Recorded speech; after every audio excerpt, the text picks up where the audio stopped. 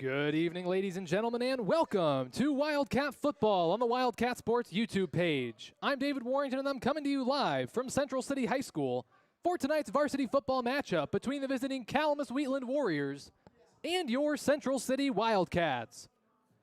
And before we get things started tonight, ladies and gentlemen, I'll go ahead and give a shout out to our sponsor, Next Bank. Each person and family has unique financial needs. That's why we offer a variety of personal banking and lending products. We offer everything you need for your personal financial success, from checking and savings accounts to loans and online services. Next Bank, member FDIC, equal housing lender. All right, ladies and gentlemen, here we go. Senior night here in Central City between Calamus-Wheatland and your Central City Wildcats. Go ahead and give you a preview of tonight's game. First, for your Wildcats, they enter tonight's game with a record of 0-6 so far on the year. They've fallen in games to Lone Tree, Key, Edgewood, Colesburg, Midland, Easton Valley, and Springville. Last week, it looked like they were poised to get their first win of the year against the Orioles, but a 70-yard Springville touchdown pass with under a minute to play sealed a 48-44 win for Springville.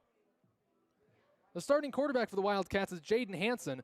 So far on the year, the sophomore has completed 11 of his 42 passes for 246 yards and 4 touchdowns with 1 interception. Another sophomore, Aiden Klosterman, is the leader in rushing on the team. So far, he's ran the ball 115 times for 488 yards and 7 touchdowns.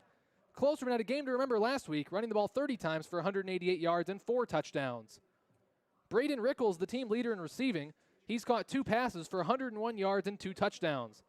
Rickles is followed by Lucas Greif, who's caught 4 passes for 93 yards and 2 touchdowns as well. Luke Birds is the team leader in tackles. On the year, he has 34 to go along with 2.5 for loss and 1.5 sacks. Klosterman's a close second in tackles. He currently has 32.5 with half for loss and half a sack. Now taking a look at the Wildcats' opponent tonight, the Calamus-Wheatland Warriors enter tonight's game with a record of 0-7 so far on the year. They picked up an extra week 0 game, which is why they've played 7, although we've only played 6. Their losses have come to HLV, New London, Midland, Central Elkader, Key, Edgewood, Colesburg, and Easton Valley. Of these games, the closest was a 42-point loss to Midland, 48-6, and they are currently coming off of a 73-0 loss to Easton Valley last week. On both sides of the ball for the Warriors, things start and end with the Vanderheidens, that being Kyle and Cole. Both have spent time at quarterback for the Warriors. Kyle has completed 7 of his 31 passes for 120 yards and 3 interceptions, while Cole has completed 5 of his 16 passes for 118 yards and a touchdown. Cole also leads the Warriors in rushing. He's ran the ball 77 times for 370 yards and 3 touchdowns. The second leading rusher is Caleb Appleby, who's compiled 181 rushing yards on 52 carries. Cole's also the biggest threat in the receiving game. He's caught 7 passes for 115 yards and a touchdown. The Vanderheidens are also the team leaders defensively, with Cole being the #1 leader in tackles with 35, including 4 for loss and 2 sacks. He's followed by Kyle, who is second with 28.5 tackles. These two teams have never met before on the football field because this is Calamus-Wheatland's first season fielding a football team. There's a kind of an interesting story behind that. I've touched on it a couple times in the broadcast, but I'll go over it once again. For over 30 years, the Warriors had a player sharing agreement with Central DeWitt High School, a little over 15 miles from Cal Wheat. Students that attended Cal Wheat and wanted to play football would join the roster at Central DeWitt, making them able to participate in high school football. However, with the Iowa High School Athletic Association shaking up the classifications this year, Central DeWitt would have been moved to Class 3A or up to Class 4A from Class 3A if they had stayed in the sharing agreement, which is why the relationship was nullified. That is why Calamus-Wheatland has their own school-sponsored football team for the first time this season. And I've got to give credit to Matt Koss of the Quad City Times for a great article he wrote on the subject, which is where I got that information. So we've got about just over 10 minutes to go before we get things started tonight. One thing to note, Calamus-Wheatland is seriously short on numbers. Taking a look over there at them standing to my right at the goal line for the national anthem here momentarily. Total of 12 kids over there, so Wildcats will have considerably more players than their counterparts here tonight as the Wildcats just came onto the field and now they're setting their helmets down to prepare for the national anthem.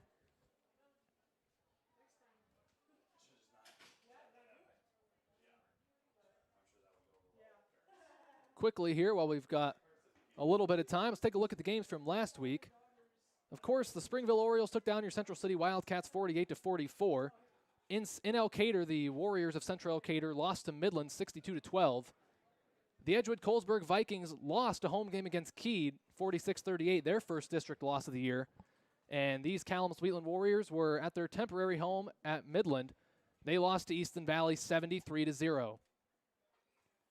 And now an updated look at our district standings, and a tie for first place at 5-0, Easton Valley and Key. Edgewood-Colesburg's third at 4-1. Midland is fourth at 3-2. In fifth place is Springville at 2-3. Central Cater is sixth at 1-4. And both these teams here tonight, Cal-Wheat and Central City, are tied for seventh at 0-5. The top three teams qualify for the playoffs, so if the season ended today, Easton Valley, Key, and Edgewood-Colesburg would be the three representatives of 8-man District 5 in postseason play.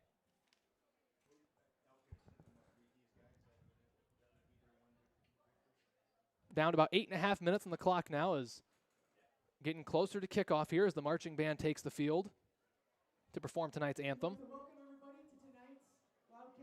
As like I said, Central City Wildcats senior night hosting the Calamus-Wheatland Warriors.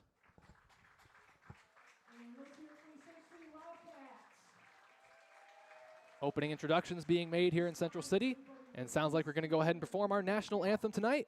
I'll take a quick break. I'll be right back with you after the national anthem.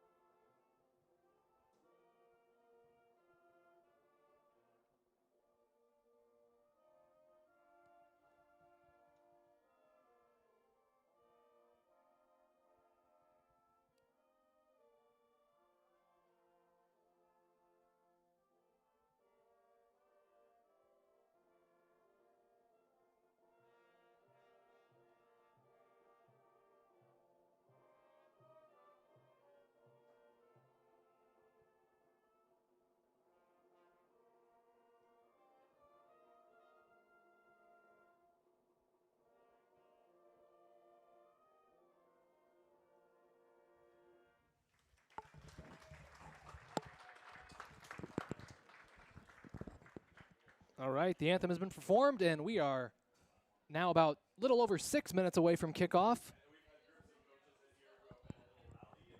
As the Wildcats, over on the end zone to my left, huddling up underneath the goalpost, getting ready to take the field.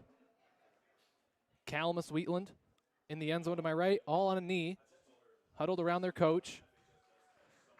As the Central City Wildcats take the field here for this senior night matchup, to a nice ovation from the home crowd as we're inching our way towards kickoff here tonight.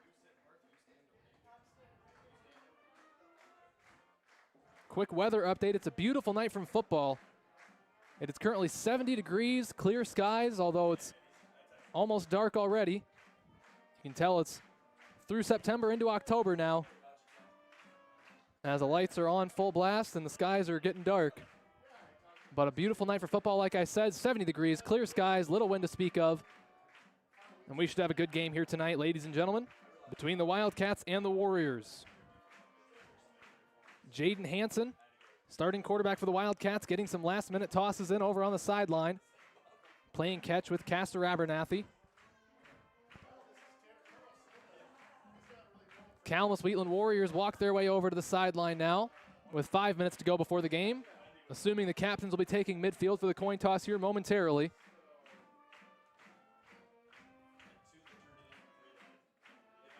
As the Wildcats and Warriors both looking to get their first win of the year tonight. Wildcats enter 0-6, Cal-Wheat 0-7. Wildcats came very close to getting their first win last week, just fell a little bit short against Springville at the last minute. As the Wildcat captains drop their helmets and get ready to take midfield for the coin toss. Same can be said about the Warriors on the far side of the field. Looks like the captains for the Wildcats tonight are going to be Marcus Cruzman, Wade Yoder, Troy Curtis, and Bob Bechtold. For the Warriors, it's going to be Kyle Vanderheiden, Cole Vanderheiden, Caleb Appleby, and Braden Buckner. All seniors for the Wildcats. For the Warriors, they've got two seniors, Kyle Vanderheiden and Braden Buckner, a junior in Cole Vanderheiden, and a sophomore in Caleb Appleby. As the two teams are at midfield for the coin toss, I'll set the stage for you a little bit. Wildcats are wearing their home black jerseys with white numerals and red trim, black pants as well, also with white and red trim. They've got their red helmets with the black Wildcat scratch logo. As the two teams at midfield hold a brief coin toss, and now they've taken their positions. Cal Wheat won the toss. They have elected to receive. Cal Wheat will work left to right to begin the game and defend the end zone to my left. Wildcats will therefore work right to left, and they will defend the end zone to my right. Calamus-Wheatland is wearing their white away uniforms with blue numerals as well as white pants with, or blue pants rather, with white trim, and their blue helmets with white logo. So just over 3 minutes to go in the pregame session here. As the kick return team kickoff team will be huddled up there on the sideline for the Wildcats. Like I said a moment ago, the Warriors won the coin toss and elected to receive to open up the game. So Cal Wheat will get the first shot at things. That is, if the Wildcats don't manage to recover an onside kick like they've proven they can a couple times here early on, or throughout the course of the season. Not really early on anymore. It's just a couple games left in the year. As Cal Wheat takes the field first, like I said, they will work left to right and will receive the kickoff from the Wildcats. Central City also takes the field now, as it's going to be Kyle Vanderheiden back deep to return for the Warriors. Fun fact, he leads 8-man in number of kick returns on the year. He leads all of 8-man football in that category. Kind of a random stat I found. So 2.5 minutes come off the clock, and they're just going to set 12 minutes. And we're about set to go. Cal Wheat expecting the onside kick. They've got 4 players at midfield, another 3 5 yards behind him, with Kyle Vanderheiden set up right at the 12-yard line. Wildcats getting ready to send it away. Braden Rickles takes the ball, and he's going to set it on the tee. Like they have all year, Braden Rickles and Connor Clark will both go back to potentially kick it away, and it could legitimately be either one of them. They're about even on how many they've sent away this year. Rickles is the better deep kicker. Clark is the better onside kicker. We'll see what they go with here. Rickles has his hand in the air. They take their approach. It's going to be Rickles sending it away. We are underway. Onside kick bobbles on the ground. It's going to be recovered by the Warriors. And they'll take over 1st and 10, just shy of their own 35-yard line to start tonight's game.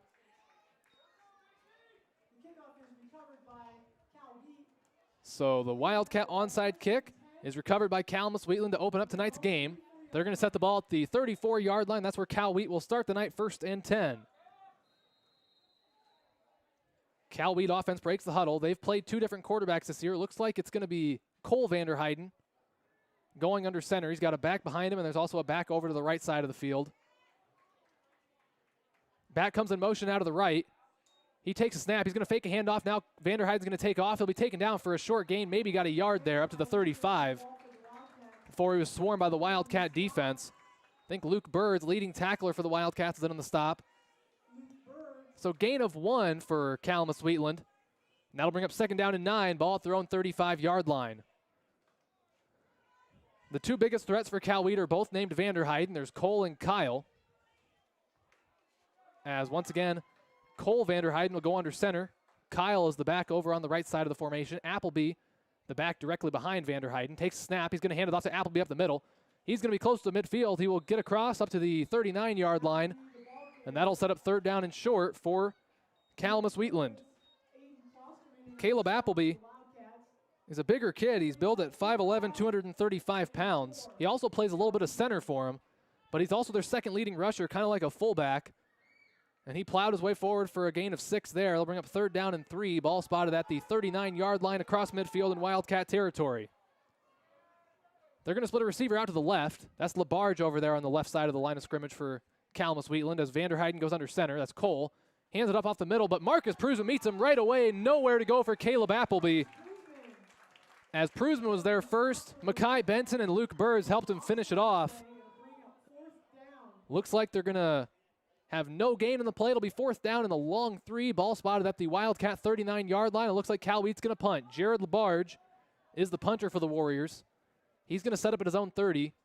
Lucas Greif is going to stand at his own 15 to return the punt. As awaiting the snap here. It's a low one, but it's going to be handled. Punts away. LaBarge's kick is a decent one. Looks like it's going to get into the end zone. It's going to take one roll, and it just does get across the goal line for a touchback. Nearly died right at the 1, but instead the Wildcats will move it out to the 15, where they'll take over 1st down and 10 for their first possession of the night after forcing the Warriors into a 3-and-out to start the game. So 1st down Wildcats from their own 15 as they break the huddle for their first offensive series of the night with just over 10 minutes to go in the first quarter. Same two as always, Hanson and Klosterman back there to take the snap. It's going to go to Klosterman. He's past the 15. He's got some room to go. 1st down and more. He's past 35, so going past midfield. He's going to bring it all the way home for a touchdown. 20, 15, 10, 5. Touchdown Wildcats. Aiden Klosterman, 65 yards to the house to start the night. As one play is all they needed, Wildcats score from 65 yards out. They lead at 6-0 here with the 2-point conversion upcoming. Klosterman found the end zone 4 times last week. One play, 1 touchdowns this week so far as they will attempt the 2-point conversion.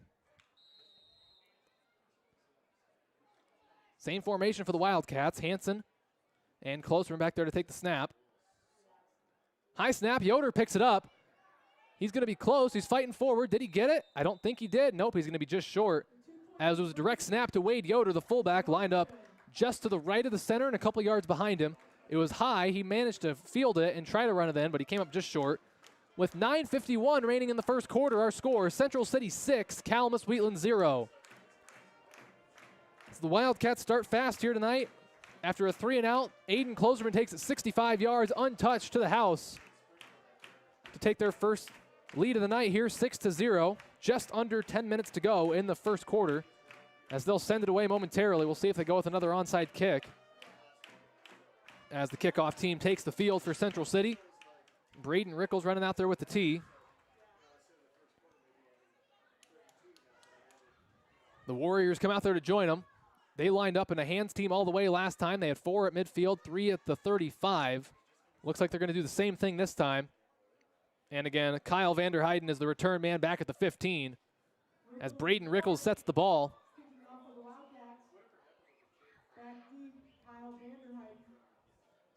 As the Wildcat kickoff team huddled up. Now they're going to break the huddle. As Clark and Rickles both go back to potentially send it away.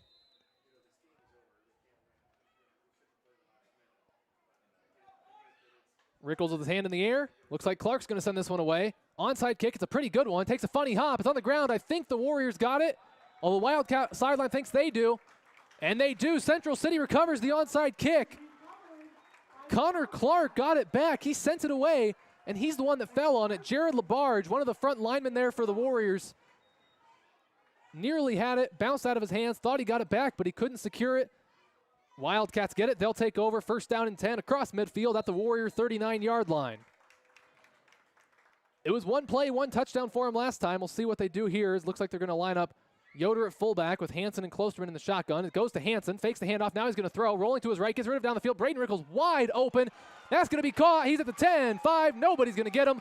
Touchdown Wildcats as they find the end zone again. Nobody went with Braden Rickles as he was the only player within a 10-yard radius. Makes the catch, and he brings it across the goal line for a score. 12-0 Wildcats as they will attempt the 2-point conversion here momentarily.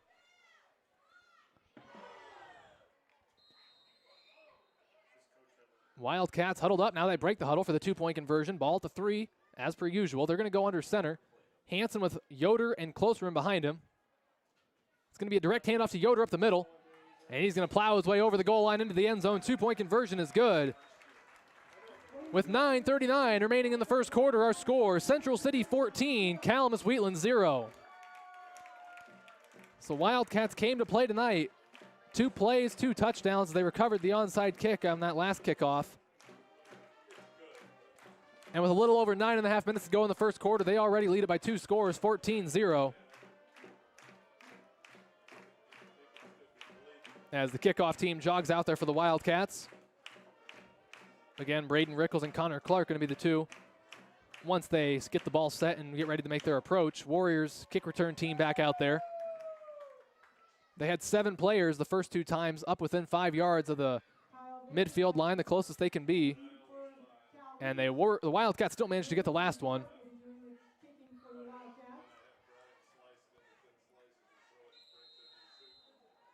Wildcat kickoff team breaks the huddle.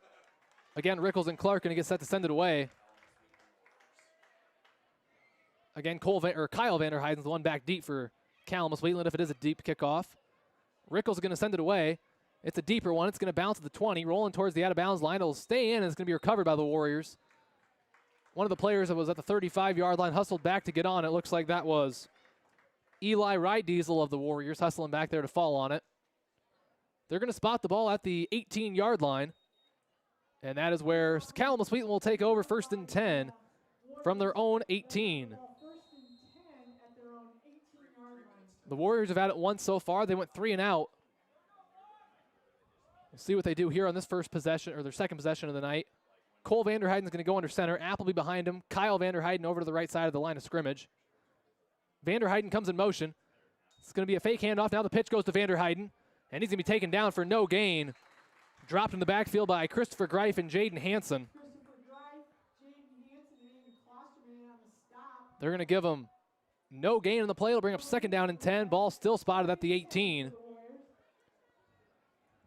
As Calamus-Wheatland had nowhere to go, Cole Vanderheiden took the snap under center, faked the handoff to Appleby up the middle, and then pitched it out to Kyle Vanderheiden, who was stuffed for no gain. Now they're going to go with Kyle split out to the left side of the field. He's going to be out receiver. It's going to be a fake handoff. Now Cole Vanderheiden's going to keep it. A little bit of room. He's going to be taken down close to a 1st down. Might have been enough. It'll depend on the spot. Looks like he did get it based on where the referees lined up, and now they are going to move the chains. So Cole Vanderheiden brings it across the 1st down marker, and that'll move the chains. Looks like they gained 10 on the carry. That'll be enough for a 1st down. 1st and 10 from their own 28-yard line. As the Warriors pick up their first 1st down of the night.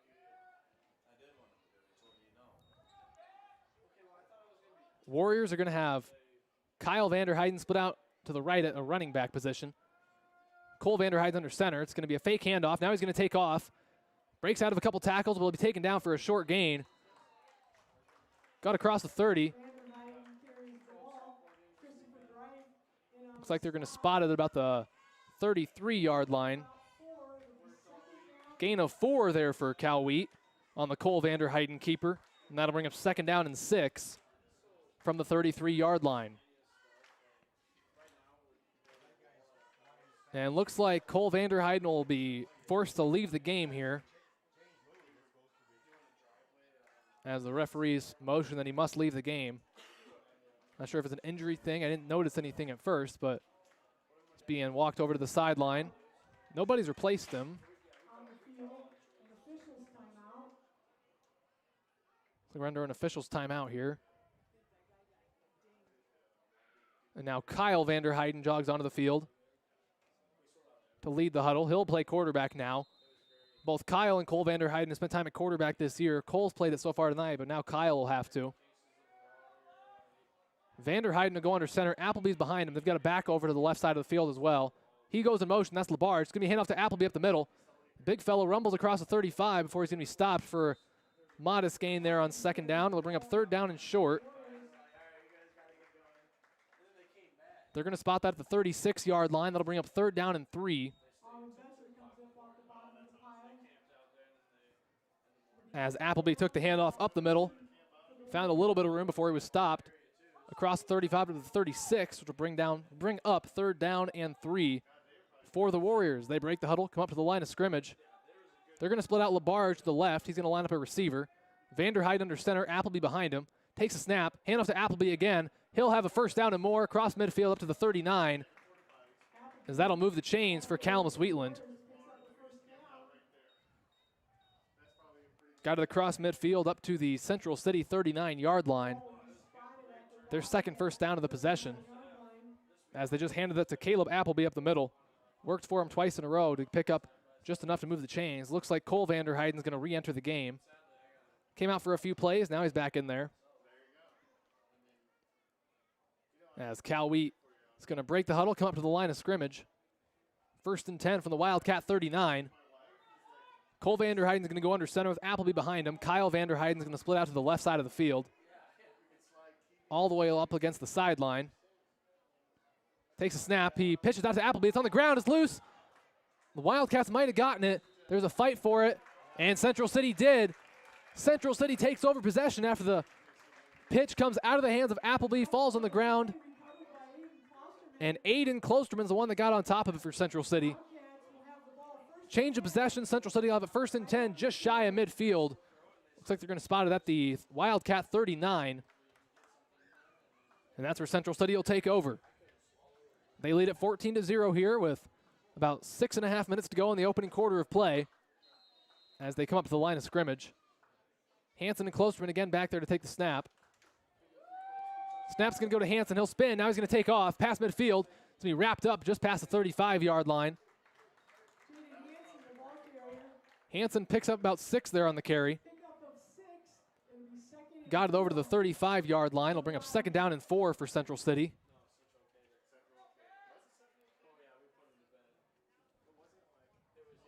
So 2nd down and 4 after the 6-yard first down run from Hanson. As now Lucas Greif into the game. He's going to split out to the right side of the field. Again, Hanson and Klosterman back there to take the snap. Greif comes in motion to the left. Fake the handoff. Hanson's going to throw. Clean pocket. Gets rid of it down the field. Rickles wide open again. Is in and out of the hands. Incomplete. As Rickles couldn't quite catch up to the ball. Had a chance but fell out of his hands. Like last time when he caught the touchdown pass, there was nobody within a 10-yard radius of him. One he probably wants back. Nonetheless, that'll bring up 3rd down and 4. Ball still spotted at the 35-yard line in Calamus-Wheatland territory. As they're going to split Luke Birds out to the left. Klosterman in the shotgun. It's going to go to Klosterman. Fakes the handoff. Now he's going to take off. He's going to be past the 30. Still going past the 25. Gets a block past the 15. He's going to go all the way to the end zone. Touchdown, Wildcats.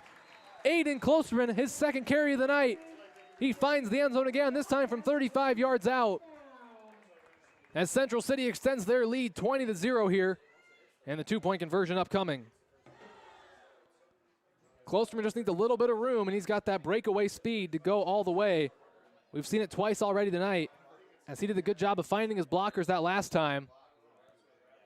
As now the Wildcats will jog out there to go for 2. They're going to split Lucas Greif to the left, tight to the line of scrimmage at receiver. Klosterman's in the shotgun. Now they're going to switch the entire line of scrimmage from the left to the right. Greif still over to the left. Now he comes in motion to the right. Handoff over to Greif going to the right side of the field. He's got a little bit of room. He's going to bring it across the goal line. 2-point conversion is good. As Lucas Greif crosses the goal line for the 2-point conversion. And with 5:38 remaining in the first quarter, our score, Central City 22, Calamus-Wheatland 0. So Klosterman's going to have some good stats to look at after the game so far. 2 carries for 2 touchdowns. 1 run of 65 yards and another of 35. Both of which found the end zone. Wildcat kickoff team jogs out there.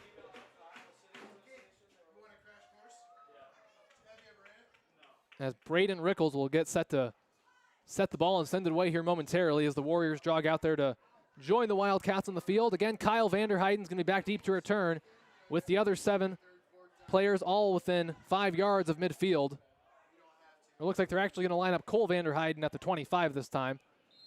Or he's going to move up now, so they're changing things up last second. Rickles and Clark set to send it away. They've both kicked 1 so far. As they come up to the ball, Clark will send that one away. It's an onside kick. Bouncing on the ground. It's still loose, but the Warriors got it at the last second. Looks like it was Isaac Wilhelm that recovered it for Cal Wheat, a sophomore, there on that front line on the kick return team. So Cal Wheat will take over just shy of midfield. Looks like they're going to set the ball at the 38. 1st down and 10, Calamus-Wheatland from their own 38-yard line. We've got 5.5 minutes to go in the first quarter with the Wildcats leading at 22-0 here. Jared Labarge runs in the play call from the huddle for Cal Wheat. As they break the huddle, Labarge is going to split out to the left, or excuse me, the right side of the field. Cole Vanderheyden under center. Kyle Vanderheyden's behind him. Takes a snap. He's going to fake a handoff. Now pitches that to Labarge. He's going to be stuffed right away. Nowhere to go for him. He was met rudely by Marcus Cruzman of the Wildcats. No gain in the play. 2nd down and 10. Ball still at the 38-yard line on the Warriors side of midfield.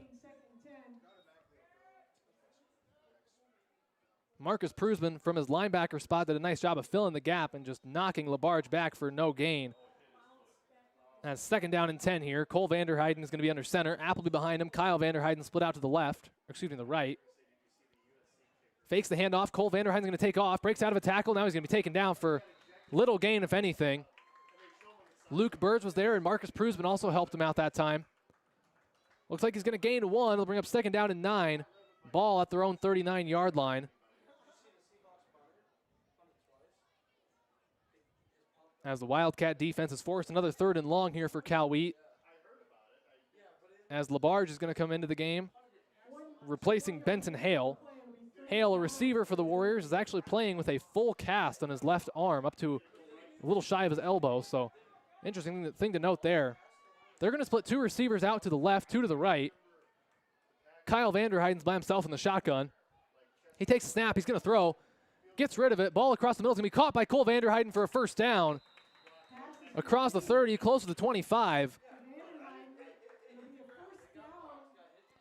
That'll be more than enough to move the chains. 1st down and 10 for Cal Wheat from the Wildcat 26. As their first pass play of the night, it works pretty well as the Vanderheidens connect. Kyle to Cole. Past the 30 up to the 26-yard line.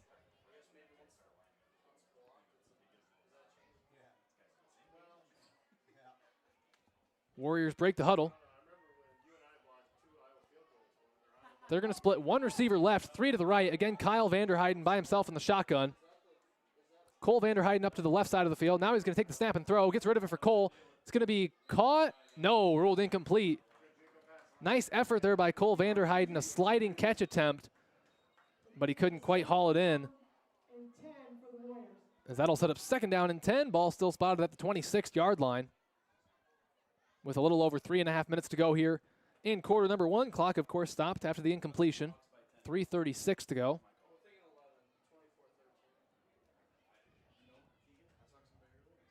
So 2 straight pass plays from the Warriors after sticking with strictly run to start the game. Same formation, 1 receiver to the left, 3 to the right. Kyle Vanderheiden's on the shotgun. Now a receiver's going to split out to the left, so we got 2 left, 2 right. As now he's going to go all the way to the left side of the field, towards the sideline. Vanderheiden takes a snap. He's going to throw, rolling to his right in the pocket, pressure in his face. He's going to be taken down for a big sack. Colton Nowatzki got to him, and there was nowhere for Kyle Vanderheiden to go. He's going to be taken down. They're going to give him quite a bit of forward progress up to the 35. He lost about 9 on the play. That'll be 3rd down and 19. Ball spotted at the Wildcat 35 for the Warriors. As the forward progress probably saved him another 5 yards. Nowatzki took him down at midfield, but the referee along the Wildcat sideline ruled his forward progress had stopped at the 35.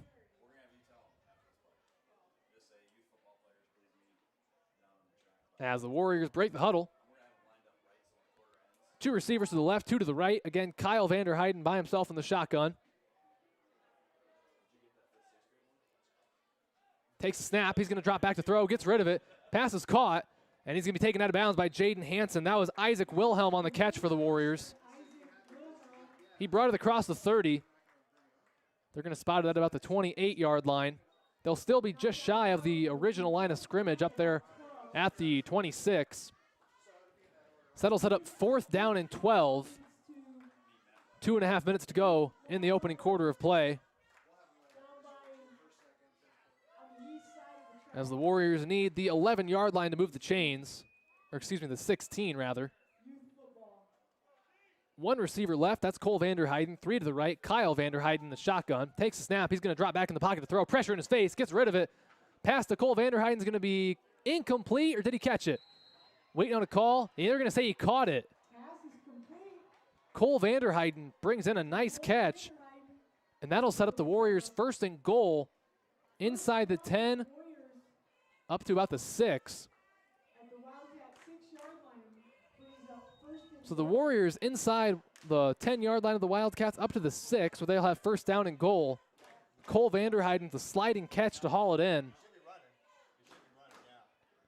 They're going to split 2 receivers left, 2 to the right once again. Kyle Vanderheiden by himself in the backfield.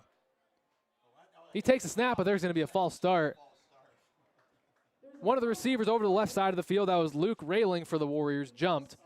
Almost fell out of his two-point stance, it looked like. So that'll be a 5-yard penalty, bring it back to the 11, where it'll still be 1st and goal. This time 5 yards farther back than it was previously. It's still 1st and goal for the Warriors from the Wildcat 12-yard line. 2:15 remaining here in the opening quarter of play. Wildcats lead at 22-0, with the Warriors closing in. They're at the 11 after the 5-yard penalty before their 1st and goal play, as they run in with the play call. Same formation for Cal Wheat, 2 left, 2 right. Kyle Vanderheiden by himself in the shotgun. He'll take the snap. He's going to drop back in the pocket to throw. Pressure there right away. Gets it out to Cole Vanderheiden. It's caught, and he's going to be close. I think he broke the plane. Touchdown, Warriors. As Kyle Vanderheiden connects with Cole Vanderheiden. Broke a tackle, and right when he was brought to the ground, he stretched the ball across the goal line. As the Warriors find their way onto the scoreboard for the first time tonight, they trail at 22-6 with either an extra point or 2-point conversion coming up. They've done both this year. We'll see what they do this time. Looks like they're going to go for 2. They've been in the huddle for quite a while. Now they break it. It's going to be Kyle Vanderheiden split out to the right. Cole Vanderheiden under center. Appleby's behind him. He takes a snap. He's going to fake the handoff and keep it himself.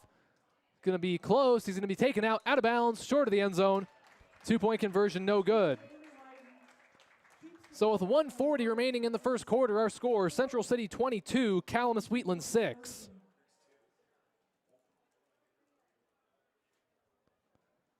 Wildcats forced a 4th down and 12 for the Warriors, but they managed to connect on a pass play between the Vanderheidens. Kyle to Cole to move the chains and set up 1st and goal. After a 5-yard penalty for a false start before the 1st and goal play, still managed to find the end zone from 11 yards out. They draw a little bit closer. They now trail 22-6. Wildcats still with the advantage as they'll get the ball back here with 1:40 to go in the first quarter.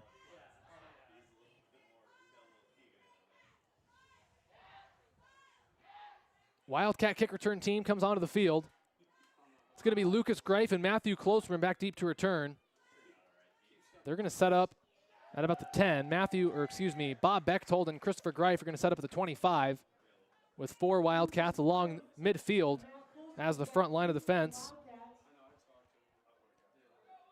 Now the Warrior kickoff team comes out there. Kicker for the Warriors are going to be Jared Labarge. He'll set the ball and get set to send it away here momentarily.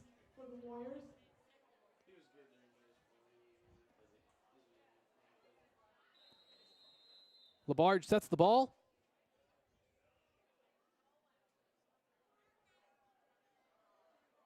As he takes his approach. It's an onside kick. Bouncing to the 30. It's going to roll out of bounds. Just barely gets out of bounds. As that'll draw the flag. And if the Wildcats elect to just take the 5-yard penalty, they'll be set up pretty nicely at about the 35.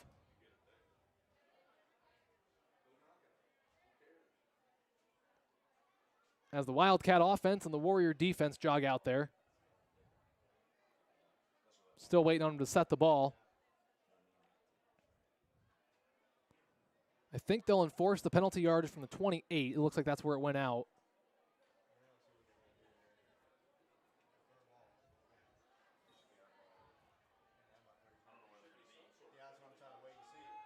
Still waiting on him to spot the ball here. As we got 1:40 to go in the first quarter. As that previous kickoff just went out of bounds. Wildcats elected to take the 5-yard penalty from where it went out. Looks like they're going to spot that at the 27-yard line. I thought they were going to assess some yardage, but they did not. They're just going to set it right where it went out. Wildcats in the I formation. Hanson with Yoder and Betzer behind him. Takes a snap. He's going to fake the handoff. He's going to roll to his right to throw. Gets rid of it. Pass for Rickles. It's going to be caught. Rickles past the 20. Still going inside the 10. 5. Touchdown. Wildcats. Braden Rickles finds the end zone for the second time tonight. Jaden Hanson with a second touchdown toss of the game. As one play was all that was needed again on that drive for Central City to find the end zone and take a 28-6 advantage with 1:29 to go in the first quarter of play. As they'll set up to go for two here momentarily. Hanson and Cruzman jog out there for Central City as Betzer's going to come off.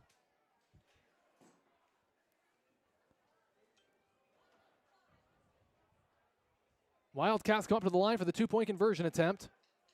Cruzman and Hanson back there to take the direct snap. It's going to go to Cruzman. He'll take it up the middle. He's going to be close. He'll roll over, and he crosses the goal line. Two-point conversion is good.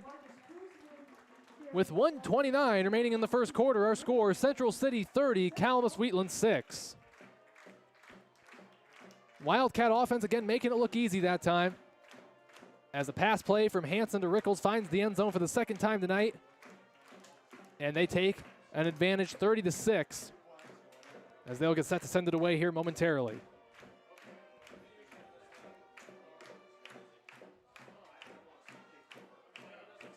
Wildcat kickoff team jogs their way onto the field.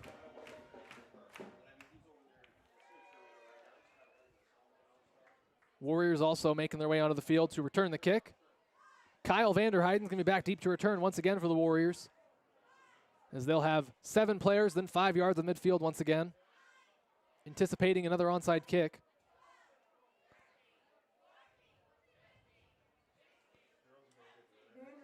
Looks like Connor Clark's actually the one that sets the ball this time. As new kicker in there, Favre Weber is going to be one of the two potential kickers alongside Connor Clark. As they take their approach, Weber's going to send it away. Not a bad kick, fielded at the 20-yard line by Vanderheyden. Now going to the right side of the field, past the 30, still going past midfield. Weber is the one that gets down there to knock him out. As pretty nice return there by Kyle Vanderheyden to the Warriors. And that'll set Cal Wheat up first down and 10 from midfield. They're going to spot the ball right at the 40-yard line. So 1:22 to go in the first quarter of play here from Central City. Again, the Wildcats lead at 30-6. Warriors having possession of the ball, first and 10 from midfield.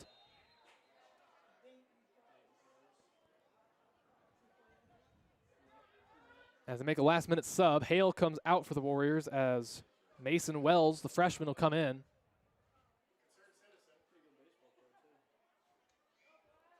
Warriors going to stick in that pass formation that was working for him before. 2 receivers left, 2 to the right. Kyle Vanderheyden's by himself back there in the shotgun.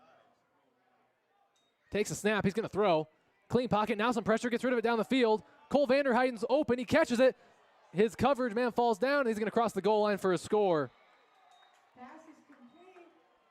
As Vanderheyden had a step on Greif, who was covering him. Then the ball was a little underthrown, which gave Greif an opportunity to catch up. Looks like Greif lost his footing there. Couldn't make the stop. As again, Kyle and Cole Vanderheyden connect for the Warriors score as they will attempt the 2-point conversion. 40-yard touchdown pass for Calamus-Wheatland. Wildcats still lead at 30-12 here with a little over a minute to go in the first quarter.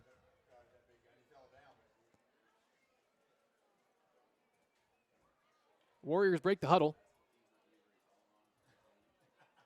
Cole Vanderheyden's going to go under center.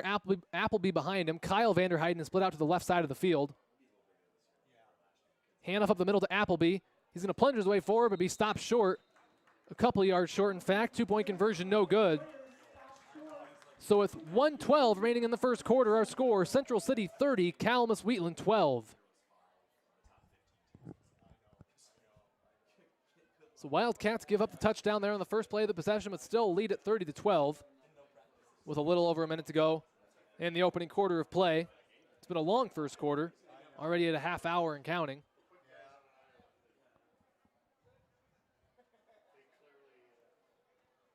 As the Wildcat kick return team goes onto the field, Aiden Klosterman's actually going to be out there. Don't usually see him out there, but I think they're going with a hands team.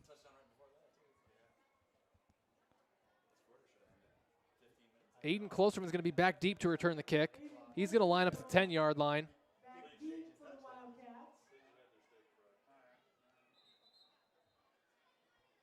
As the Wildcats do seem to be going with a hands team here. I think they're going to have 4 players up at the 40, right at midfield, another 3 back at the 30-yard line. with Klosterman set up at about the 10. Back deep to return. Jared Labarge is going to set the ball once again for the Warriors and get set to send it away. Warriors went with an onside kick last time, but it went out of bounds. As Labarge comes up to the ball, sends it away, another onside kick. Jaden Hanson recovers it on the bounce, and the Wildcats will set up 1st and 10 from their own 38. Nice job by Hanson there to avoid letting the ball take a funny hop on him and grab the ball to recover it. Looks like the Warriors are going to call a timeout. That is their first of the half. They have 2 remaining with 1:10 remaining in the first quarter. Our score, Central City 30, Calamus-Wheatland 12. While we've got a moment here, I'll go ahead and give a shout out to our sponsor, Next Bank. Next Bank combines the values of a locally owned, independent Eastern Iowa community bank with expanded services and the latest technology to meet our customers' fast-moving lifestyle. Bank on your success with Next Bank, member FDIC, equal housing lender. So rolling towards the end of the first quarter here from Central City. Wildcats lead at 30-22 with 1:10 to go in the opening frame. Ball is spotted at the Wildcat 38-yard line, just a couple yards shy of midfield as both teams make their way back onto the field after the Cal Wheat timeout. Again, they're first. They have 2 left. Wildcats still have all 3.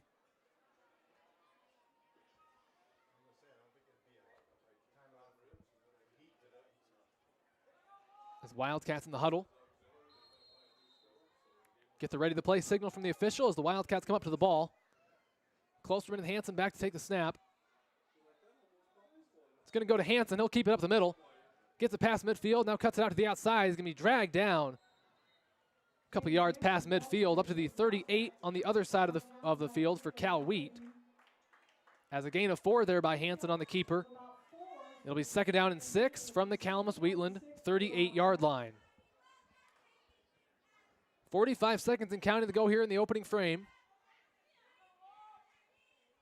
As looks like it's going to be Lucas Greif split out to the left side for the Wildcats. Hanson and Klosterman again back there to take the snap.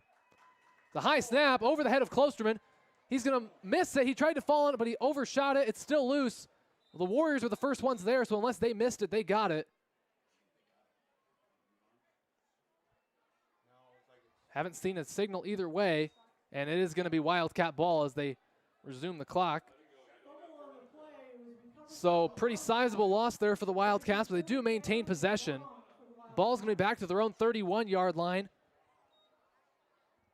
That'll set up 3rd down and long.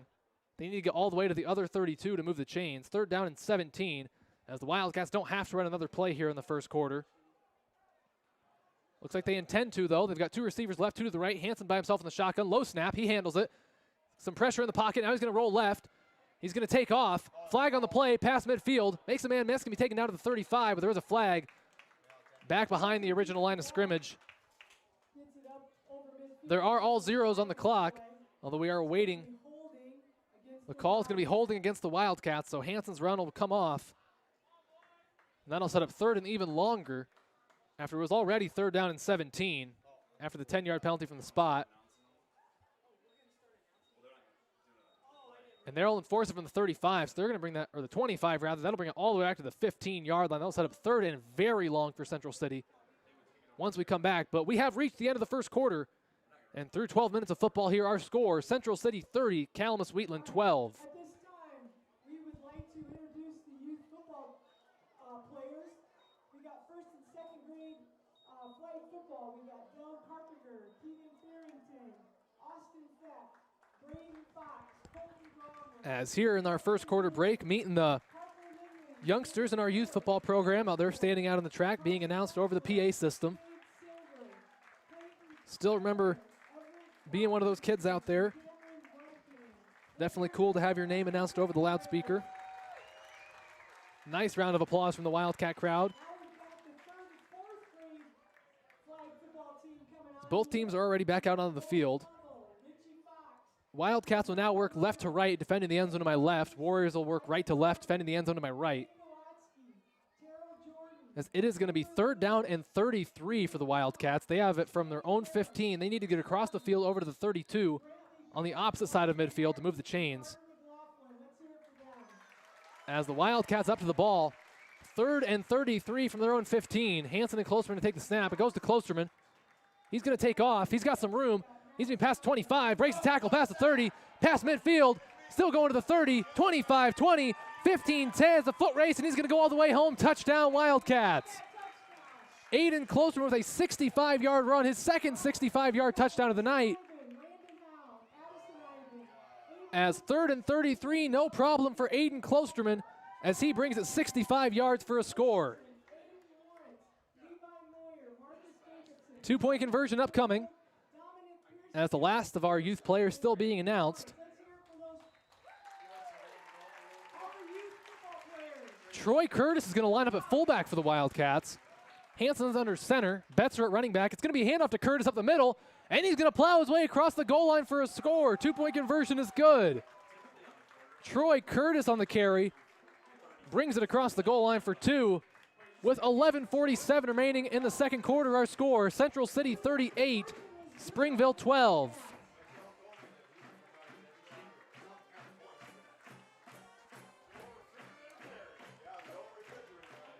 Nice job there by Troy Curtis. Probably not very comfortable with the football in his hands. Didn't show it there. The center, or the guard rather, took the handoff from Hanson and plunged his way across the goal line for the score. Just a 2-point conversion, of course, not the touchdown, but nice job by Curtis there. Love seeing the big fellas get a chance to run the ball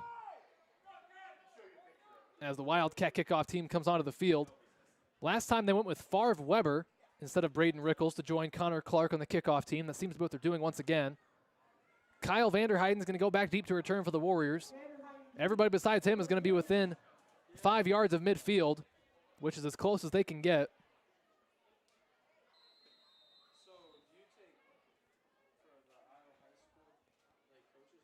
As the kickoff team breaks the huddle, they're going to spread across the field. Weber and Clark back to send it away.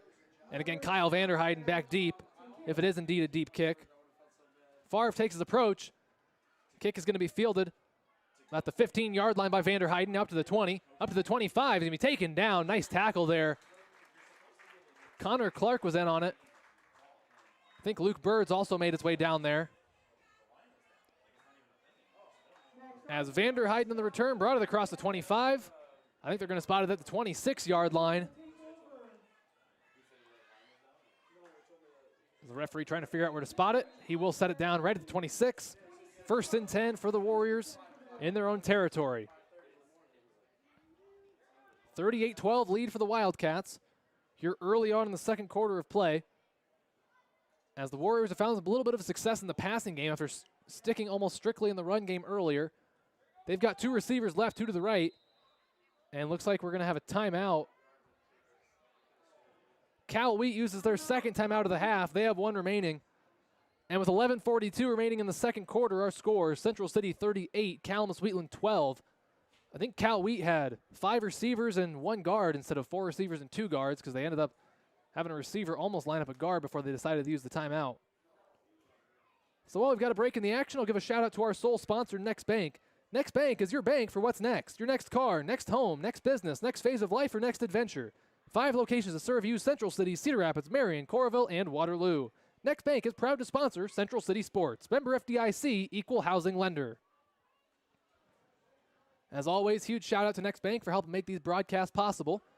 As the Warrior offense comes back onto the field, Wildcat defense joins them. Still 1st and 10 for the Warriors from their own 26 after calling the timeout before the first play of this upcoming possession. 2 left, 2 right. With Kyle Vanderheiden in the shotgun. Takes a snap. He's going to throw. Pressure comes. He's going to roll to his left. He's going to take off.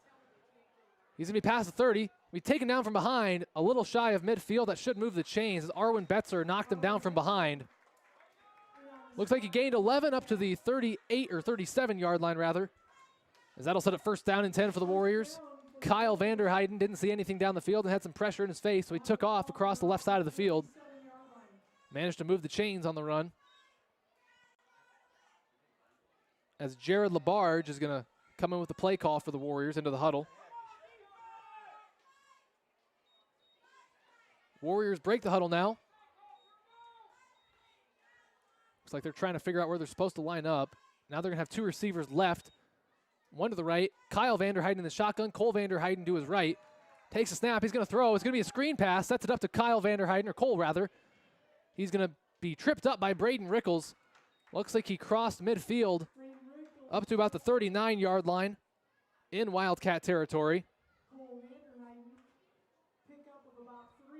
As there was a screen all the way, nobody even made an effort to block the defensive lineman because the plan was for them to go with the quarterback. Worked somewhat, gained about 4. Set up 2nd down and 6 just across midfield with 10.5 minutes to go in the second quarter. Warriors have 3 receivers split to the left. Cole Vanderheiden's the lone receiver to the right side of the field as Kyle Vanderheiden's in the shotgun. Takes a snap. He's going to throw. Drops back in the pocket. Gets rid of it down the field to Cole Vanderheiden. It's going to be caught as he's having a nice game for them. He's caught several passes down the field as he's taken down past the 20. They're going to spot it, looks like at the 19-yard line, where it'll be 1st and 10 for Cal Wheat inside Wildcat territory. Nobody's caught a pass besides Cole Vanderheiden for the Warriors, but he's caught quite a few, and he's found the end zone a couple times. Didn't find the end zone that time, but it was enough to move the chains down inside the 20 to the 19. As now 2 left, 2 right for the Warriors. Kyle Vanderheiden by himself in the shotgun. Cole Vanderheiden's lined up to the left. Definitely the man to watch. Takes a snap. He's going to take off. He's going to be past the 15, breaks a tackle inside the 10. He's going to be close, fights off a block, and he's going to be taken down, I believe, a yard short of the goal line. As he took a big hit before he crossed it. That'll bring the ball up to the 1-yard line. 1st and goal for the Warriors. That ball is just shy of the end zone. Not much grass between the nose of the ball and the goal line. Marcus Cruzman comes into the game for the Wildcats. Christopher Greif will come out.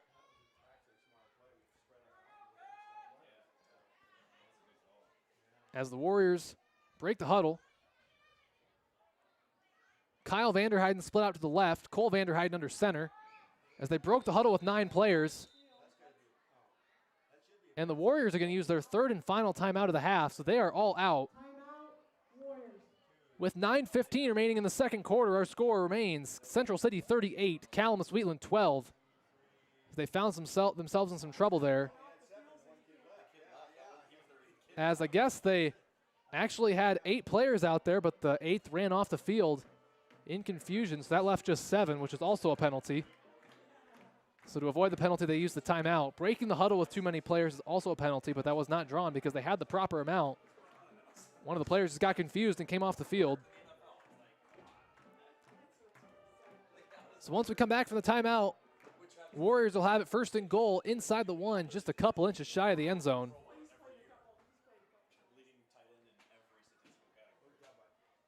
Wildcat defense backed up to their own end zone. They do hold the lead 38-12 here with 9:15 remaining in the second quarter rather. Wildcat defense back onto the field. Warrior offense jogging out to join them.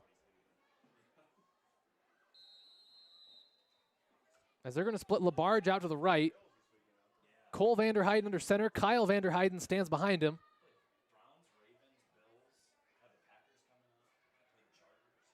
Cole Vanderheiden's going to keep it himself, plunge forward, and he did just manage to cross the plane. Didn't need much, got what he needed. Touchdown Warriors.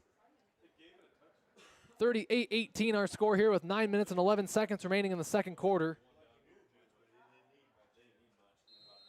As they'll go for the 2-point conversion here momentarily.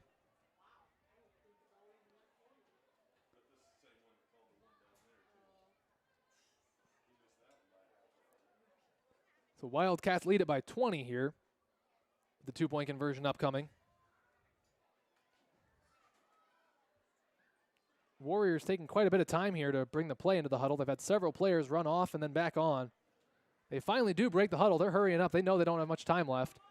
Kyle Vanderheiden's under center. Appleby's behind him. Somebody jumped, but they didn't call it. Oh, now they do call it. It was way too blatant not to call. Their guard there on the far side of the right part of the line of scrimmage just fell out of his 3-point stance. That'll back him up 5. They'll have it at the 8-yard line. As again, they will retry the 2-point conversion. Like I said, from the 8-yard line this time as opposed to the 3.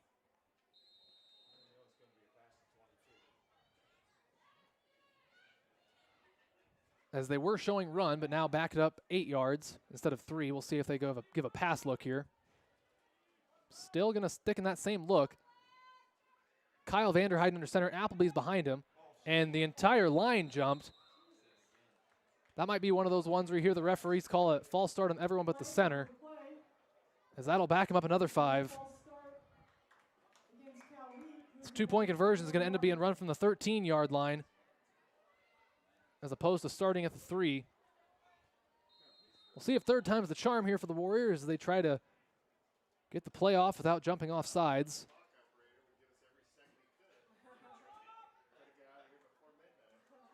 Warriors break the huddle. Now they're going to give a pass look. 2 receivers left, 2 to the right. Kyle Vanderheiden by himself in the shotgun. Cole is once again lined up on the left side. Vanderheiden takes the low snap. He's going to throw, gets rid of it across the middle to Cole. Vanderheiden is caught. 2-point conversion is good. Cole is the go-to target for Kyle Vanderheiden. Makes it work once again. With 9:11 remaining in the second quarter, our score, Central City 38, Calamus-Wheatland 20.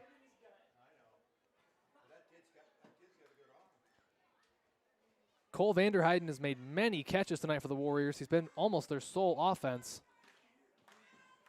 As I think the Wildcats are going to line up in a hands team once again, as they've seen a couple of onside kicks coming from Cal Wheat. Aiden Klosterman's going to be back deep at the 10 in case it is a deep kick. Other than that, everybody's going to be up close to midfield.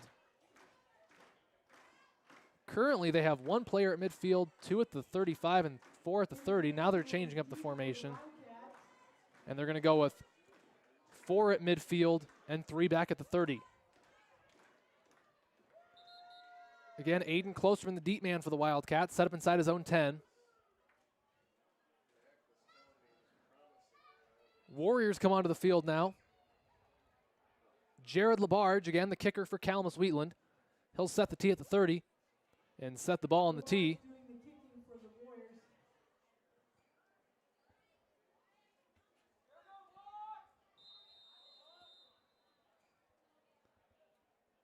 Labarge getting set to take his approach. Kicks on the way. It's another onside kick. Hanson gets it. Now he's going to try to return it. Breaks out of a tackle. He's going to be taken down just across midfield as he ended up getting about 5 yards out of the deal. Decided to take it and try to run with it instead of just falling to a knee because he had a little bit more room than he usually do on the onside kick. So they will spot the ball across the midfield up to the Warrior 39-yard line. And that's where Central City will take over, first down and 10.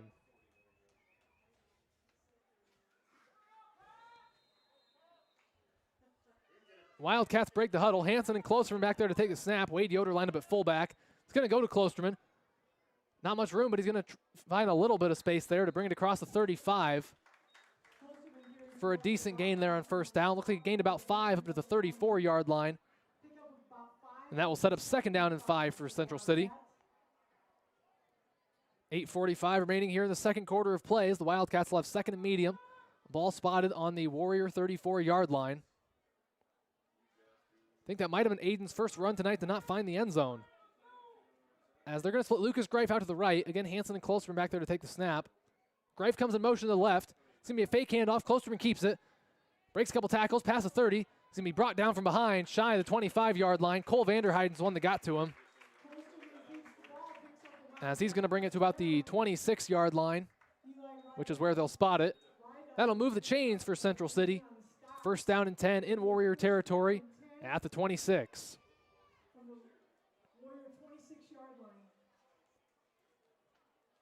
Jaden Hanson on the sideline with Coach Myers. He appears to have an issue with his helmet, perhaps, as he took it off and he's messing with it, and the Wildcats are going to use a timeout.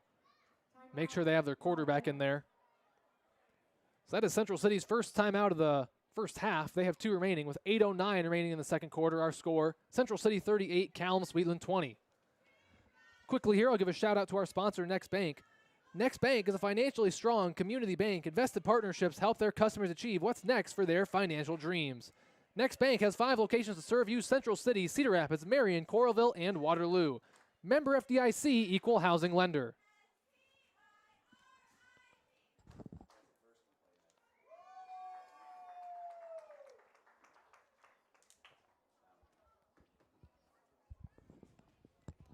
The Wildcats use a timeout there to make sure they don't lose Jaden Hanson for a play. He was having some equipment issues. Looked like maybe his helmet.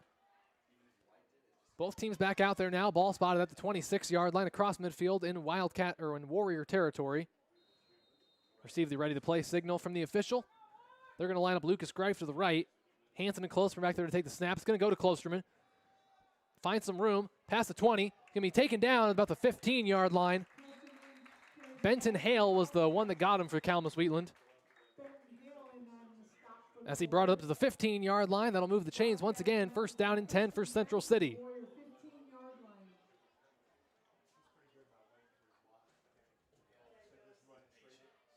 Hanson leads the huddle, now breaks it for Central City. Greif split out right. Hanson and Klosterman back there to take the snap once again. Greif comes in motion to the left. It's going to be a fake handoff. Nope, it actually will be a handoff to Greif. He's going to be taken down. Tries to fight out of it, but he's going to be brought down for a short loss. Was hit pretty hard there when he was trying to turn the corner. It looks like a Cal Wheat player is still down on the ground after the end of the play. Slowly trying to make his way back up to his feet, but they're going to tell him to stay down, make sure he's all right. It'll be second and about 12 once we resume play. Ball spotted at the 17-yard line. But both teams are going to head to the sideline as we have an injury timeout. There's 7:32 remaining here in the second quarter of play. 38-20 advantage for the Wildcats. As they're checking on the Warrior player over there.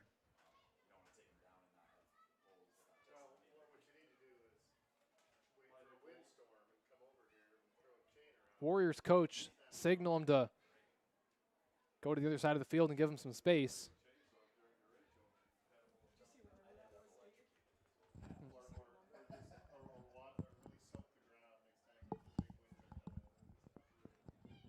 As the Warrior player still on the ground, wasn't able to pick up a number. Looks like it might have actually been Cole Vanderheiden. Star player for the Warriors, actually one injured there. He's back on his feet, walking very gingerly, but he is under his own power, so that's a good sign. So he's off the field. Could be a big loss for the Warriors, though. He's been almost their sole offensive prowess in this game so far. He's found the end zone all 3 times, twice through the air and once on the ground. Both teams back on the field. Second down and 12 from the Warriors' 17-yard line for the Wildcats. As they're going to have Klosterman and Hanson in the shotgun to take the snap. Wade Yoder lined up at fullback. It's going to go to Klosterman.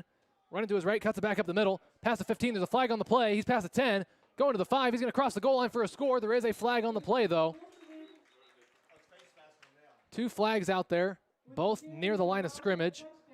Face mask is the call. It's going to be against Cal Wheat. Is that what both flags were? It appears so. Penalty's going to be declined. And that should be a Wildcat touchdown. The referee signals touchdown for Central City as Aiden Klosterman finds the end zone once again.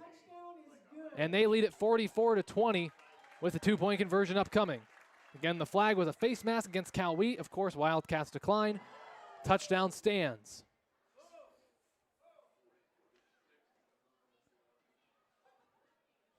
Wildcats break the huddle for the 2-point conversion attempt. Lucas Greif is going to split out left. Aiden Klosterman's by himself in the shotgun. Now the entire line will move from the left to the right. Shift over to the opposite side. Greif comes in motion to the right. It's going to be a fake handoff. Klosterman's going to throw, gets rid of it. It's going to be incomplete. I believe Braden Rickles is the intended receiver. There's a flag on the play right at the end. It came after the fact. Looks like Tristan Diedick was actually the intended receiver. A flag came in after the end of the play, so this probably is going to be a 15-yard variety penalty. The Warriors are over to the sideline, but the Wildcats are still out there. All 5 referees are discussing at the moment.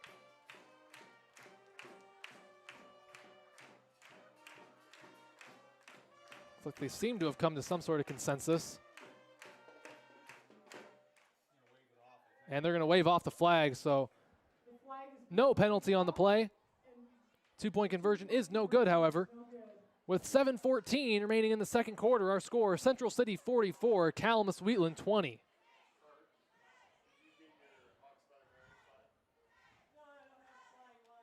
So Aiden Closterman finds the end zone again despite a face mask penalty called against Cal Wheat, which was of course declined.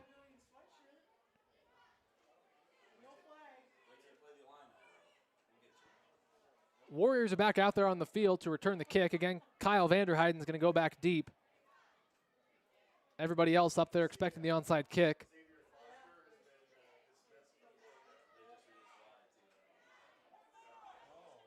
And looks like they waved off the flag, but they are going to assess a 15-yard penalty. So they'll actually move it across midfield up to the 35.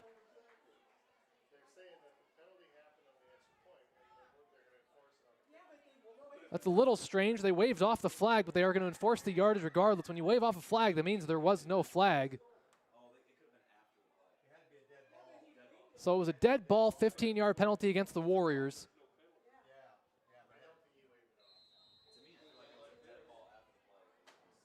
So regardless, they're going to send it away here. Favre Weber and Connor Clark getting set to kick it. Take their approach. Weber gives it a boot. It's going to bounce inside the 10, picked up near the 5 by Kyle Vanderheiden, and he was on a knee. The head referee back behind him ruled that he had caught the ball on a knee. That did appear to be the case. Therefore, he is down. Doesn't have to be by contact at the high school level, of course. So they'll get it right where he caught it at about the 6-yard line. Cal Wheat backed up deep in their own territory.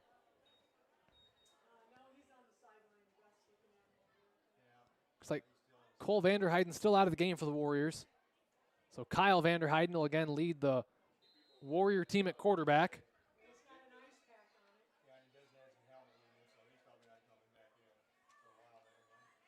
Warriors break the huddle.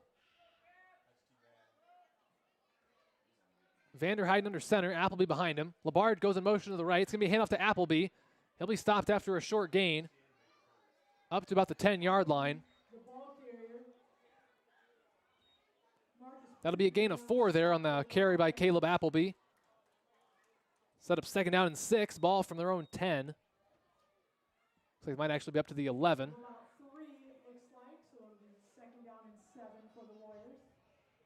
Just under 7 minutes remaining here in the second quarter. As again, this is senior night, so at halftime, all of our seniors will be recognized. Warriors break the huddle. Vanderheiden under center. Again, Appleby's going to line up behind him. Labarge goes in motion. It's going to be a handoff to Appleby again. He's going to fight his way forward for a few yards. Still not giving up. Taken down at the 16-yard line. That'll bring up third down and about a yard.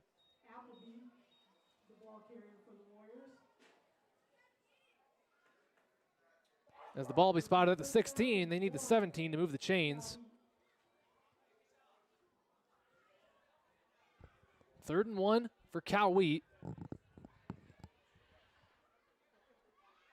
As one of the Cal Wheat players comes into the huddle with the play call.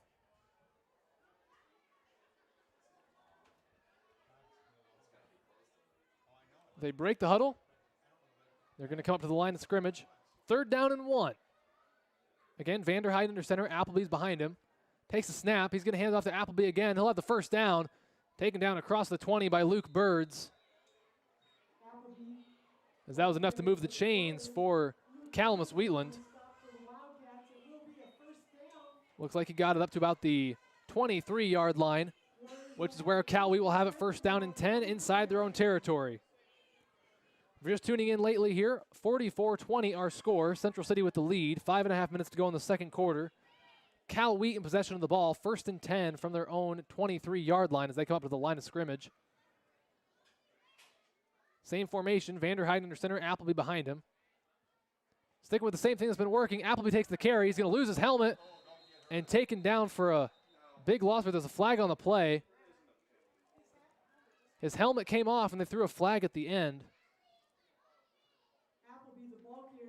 So we'll wait for the call here from the official.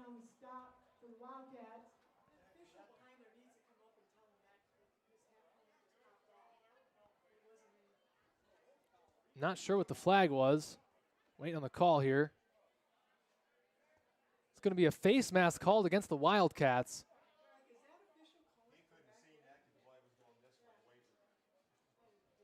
Thought the helmet just came off by itself there, but they call a face mask. It'll be a 15-yard penalty.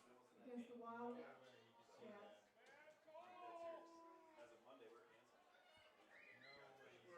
That'll move the chains and bring the ball close to midfield for Cal Wheat,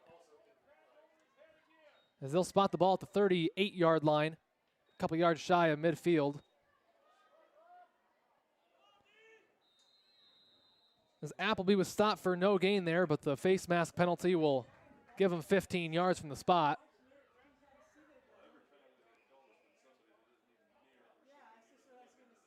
As the Warriors break the huddle, 1st and 10 from their own 38. Vanderheiden under center, Appleby behind him with, I believe it's Labarge split out left. Gonna fake the handoff. Labarge brings it on the right side. He's gonna be taken down for a short gain. Might have gained a yard there.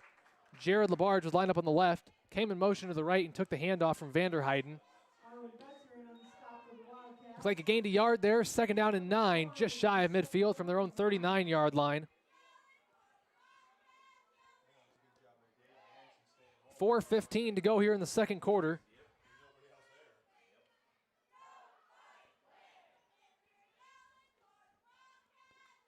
As the Warriors break the huddle, come up to the line of scrimmage for the 2nd and 9 play, just a yard shy of midfield. Labarge out to the left again. Vanderheiden with Appleby behind him. It's going to be a pass. Mackay Benton applying the pressure. They're just going to throw that away, as there was nobody in the vicinity there. Benton was applying a lot of pressure on him. Incompletion on 2nd down will bring up 3rd down and 9. Ball still spotted at the Warrior 39-yard line. As Luke Birds is going to come into the game for the Wildcats, Dayton Price will come out. There's probably a pass play upcoming here on 3rd down and 9. We've got 3:49 remaining in the second quarter. Wildcats lead at 44-20. As again, Labarge split out left. Vanderheiden under center. He's going to take the handoff. He loses it. Ball's on the ground. I think the Wildcats got it. And they do. They will signal 1st down Central City in the Warriors' territory after Vanderheiden muffed the snap there. Ball on the ground, and the Wildcats get on it. And they'll take over 1st down and 10. They'll spot the ball at the 38-yard line of the Warriors. That's where Central City will have it, 1st and 10.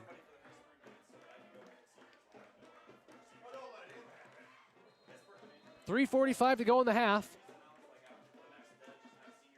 as the Wildcats in the huddle. Looks to be some confusion, and they're going to call a timeout. Wildcats use their 2nd timeout of the half. They have 1 remaining. And like I said, with 3:45 remaining in the second quarter, our score, Central City 44, Calamus-Wheatland 20.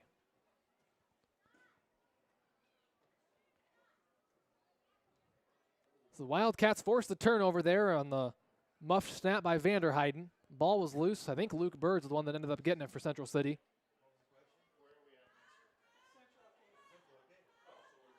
As after the timeout, Wildcats will have it 1st and 10, a couple of yards past midfield in Warriors territory at the 38.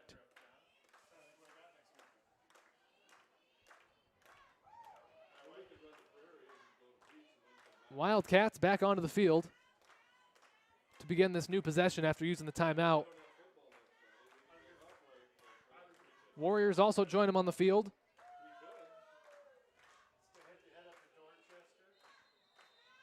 They're going to go in the I formation. Hanson under center. Yoder and Betzer behind him. Takes a snap. It's going to be a fake handoff. He's going to look to throw. Rickles open down the field. Pass intended for him. He's going to catch it. 10-5, touchdown Wildcats. For the 3rd time tonight, Jaden Hanson connects with Braden Rickles for a score. And the Wildcats extend their lead 50-20. They lead it by 30, and the 2-point conversion yet to come. Rickles has just managed to get wide open several times tonight. Found the end zone again for the 3rd time there on the pass from Hanson, as Hanson will jog the play call into the huddle for the 2-point conversion. 35 is needed to invoke running clock. Wildcats lead it by 30, so obviously couldn't get it here. Hanson under center, takes a snap, he's going to keep it. Plows forward into the end zone, doesn't even lose his footing, as the two-point conversion is good. With 3:33 remaining in the second quarter, our score, Central City 52, Calamus-Wheatland 20. So a 50-point first half for the Wildcats, as they have had no trouble finding the end zone here tonight.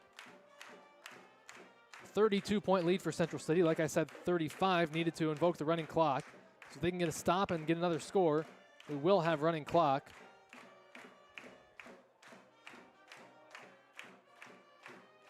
Wildcat kickoff team comes onto the field.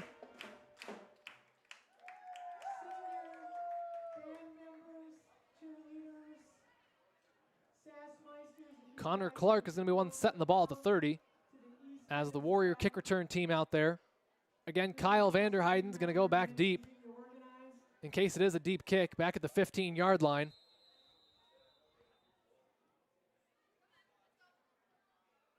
Wildcat kickoff team breaks the huddle. Favre, Weber, and Connor Clark, again, the two potential kickers for Central City. Take their approach. It's going to be Weber again. Sends it away. It's going to roll towards the sideline there. Picked up by Vanderheiden inside the 20. Crossing his way over to the right side of the field. Now cuts it back up the middle. Past the 20. There's a flag on the play. Going to be taken down just about the 25-yard line. Like I said, flag came in there from the head referee behind the play. Waiting for the call here from the official. It's going to be block in the back called against Cal Wheat. That'll knock him back 10 yards from the spot. Will have a big effect on the field positioning.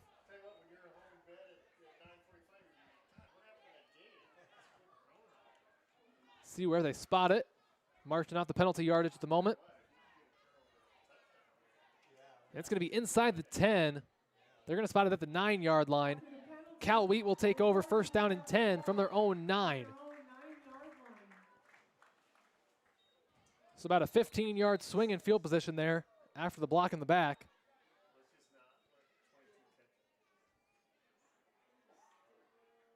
Warriors break the huddle.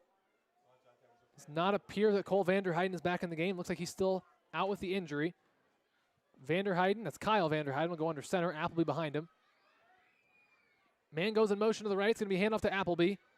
Several Wildcats meet him to knock him back. Not a whole lot of room there for Appleby. It looks like he might have gained a yard. Got it up to the 10. It'll be second down in the long 9 after a short gain there on the carry by Caleb Appleby. We've got 3 minutes and counting to go in the first half. Wildcats leading at 52-20 here.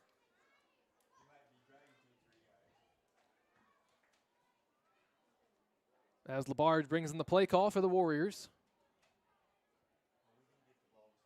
They break the huddle.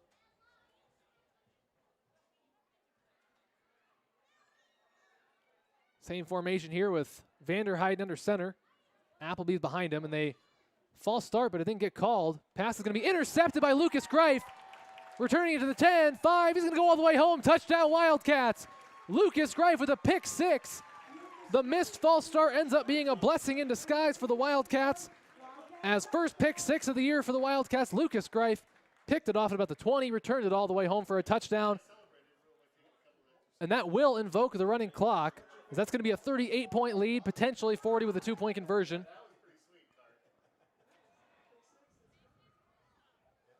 As the Wildcats extend their lead here, 58-20, 2:21 to go in the second quarter. Wildcats are going to go with the I formation for the 2-point conversion attempt. Hanson's under center, Yoder behind him at fullback, and Betzer behind him at running back. It's going to be a pitch out to Betzer on the right. Manages to catch it, cuts it back inside, and he's going to cross the goal line for the score. 2-point conversion is good. We've got 2:21 remaining in the second quarter. Our score, Central City 60, Calamus-Wheatland 20. So Wildcats extend their lead to 40 points here late in the first half on the pick 6 by Lucas Greif. I've seen all of every Central City football game this year, and I think that was the first defensive touchdown they've had all season. Lucas Greif bringing it about 20 yards to the house for the score.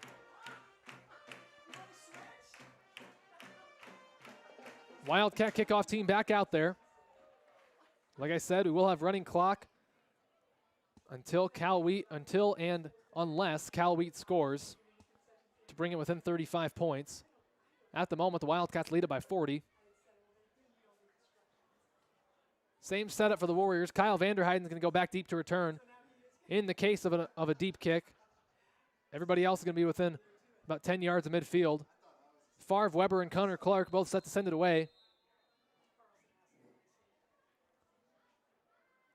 They take their approach. Looks like it's going to be Clark this time. He sends it away. It's going to be picked up off the bounce by Vanderheyden. Return to past the 20. Up the right sideline to the 25. Past the 30. Spun down and taken down just shy of the 35-yard line. And that's where Cal Wheat will take over. First down and 10. Fairly deep inside their territory. Close to midfield. They're going to spot that just shy of the 35 at about the 33-yard line, where Cal Wheat's going to take over.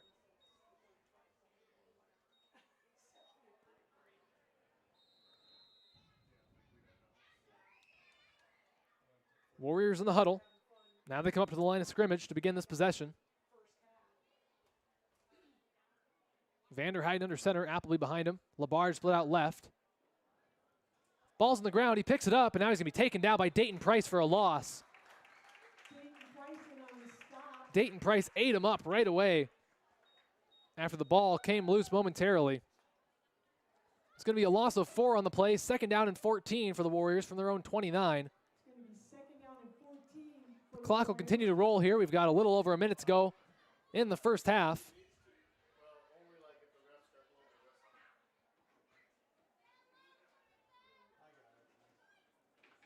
Warriors break the huddle. A player comes off. I only count 7. They have 2 receivers left, 1 to the right. They've only got 7 players in the field. They're going to take the snap. He's going to throw in a lot of pressure, not enough blockers there. As he's going to have some room to run, he's going to be dragged down from behind. There's a flag that comes in late. I think it was going to be called a horse collar there on the tackle.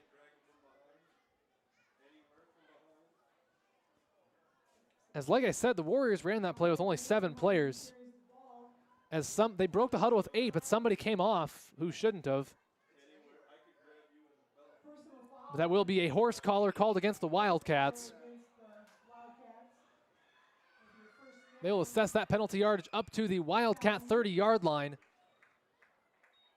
Big flip there on the penalty, and that's where the Warriors will have it first and 10 with 40 seconds to go in the half. The clock will run now,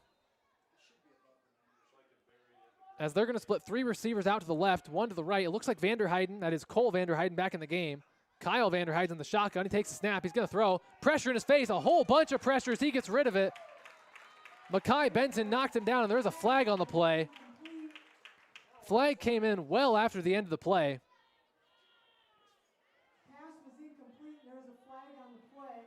The blocking just completely broke down for Cal Wheat as Vanderheyden had 3 Wildcats in his face immediately.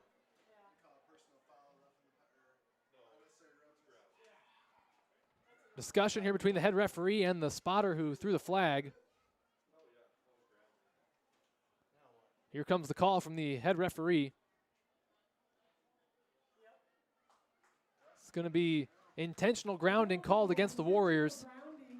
That'll be loss of down, and they will spot the ball where he threw it. That'll be fairly large loss.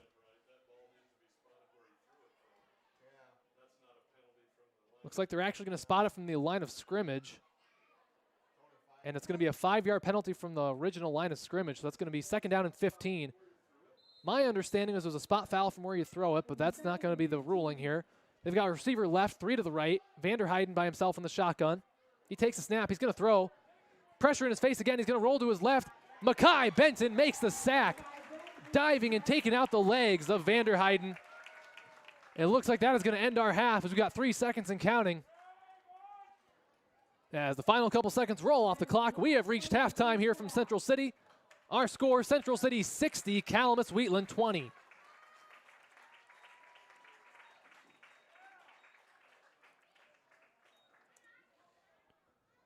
So quite the half there for the Wildcats as the juniors, sophomores, and freshmen jog into the locker room. The seniors head over onto the track to be recognized here for senior night. as 20 minutes set on the clock for halftime, an extended halftime like last week was for homecoming, again for senior night here tonight.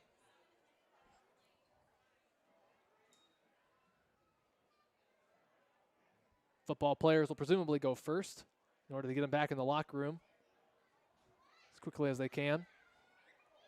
Looks like marching band will also be given a performance here tonight. They're over on the sideline preparing to give a presentation. I'll try to get the information here on the players once they come out. First up is going to be Bob Bechtold. He was crowned homecoming king last week, being recognized here for senior night.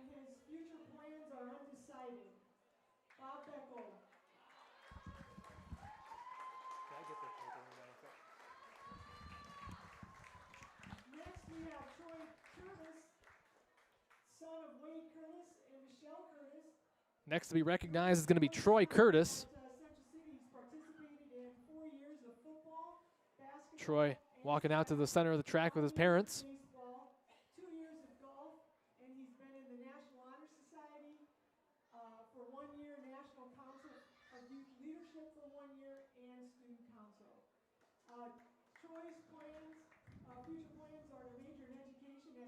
Sounds like Troy's going to be an education major, going into the teaching profession,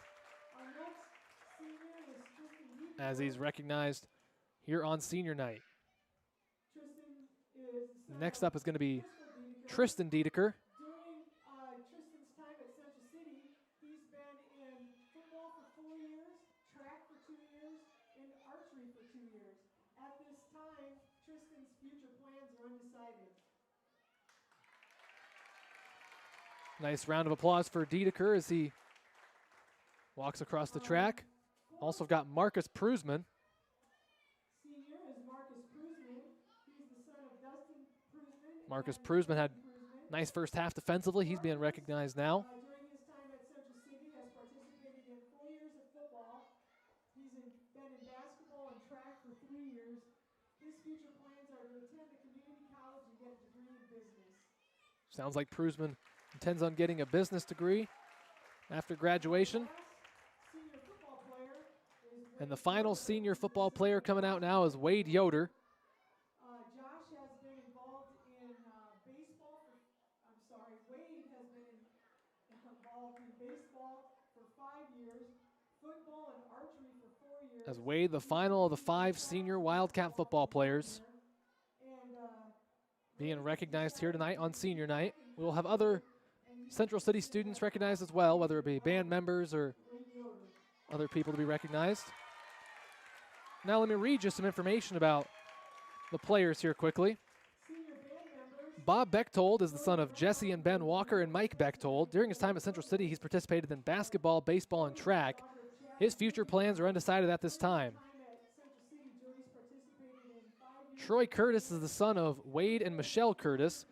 During his time at Central City, Troy has participated in 4 years of football, 4 years of basketball, 4 years of track, 5 years of baseball, 2 years of golf, 1 year of National Honor Society, 1 year of National Council on Youth Leadership, and 1 year of Student Council.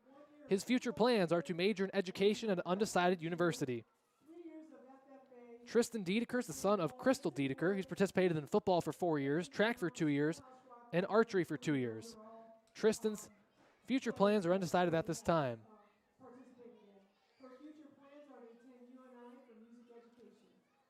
Next up, Marcus Cruzman is the son of Dustin and Mackenzie Cruzman. During his time at Central City, Marcus has participated in 4 years of football, 3 years of basketball, and 3 years of track. His future plans are to attend a community college and get a degree in business. And final senior is Wade Yoder. Wade is the son of Josh and Wendy Yoder. He's participated in 5 years of baseball, 4 years of football, 4 years of archery, 1 year of track, and 1 year of basketball. His plans are to attend either Des Moines Area Community College or Kirkwood Community College to get a degree for welding.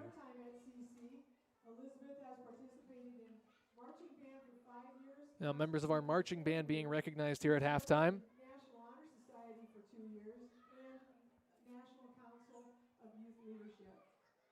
Elizabeth's future plans As we've got about 15 minutes and counting here at halftime.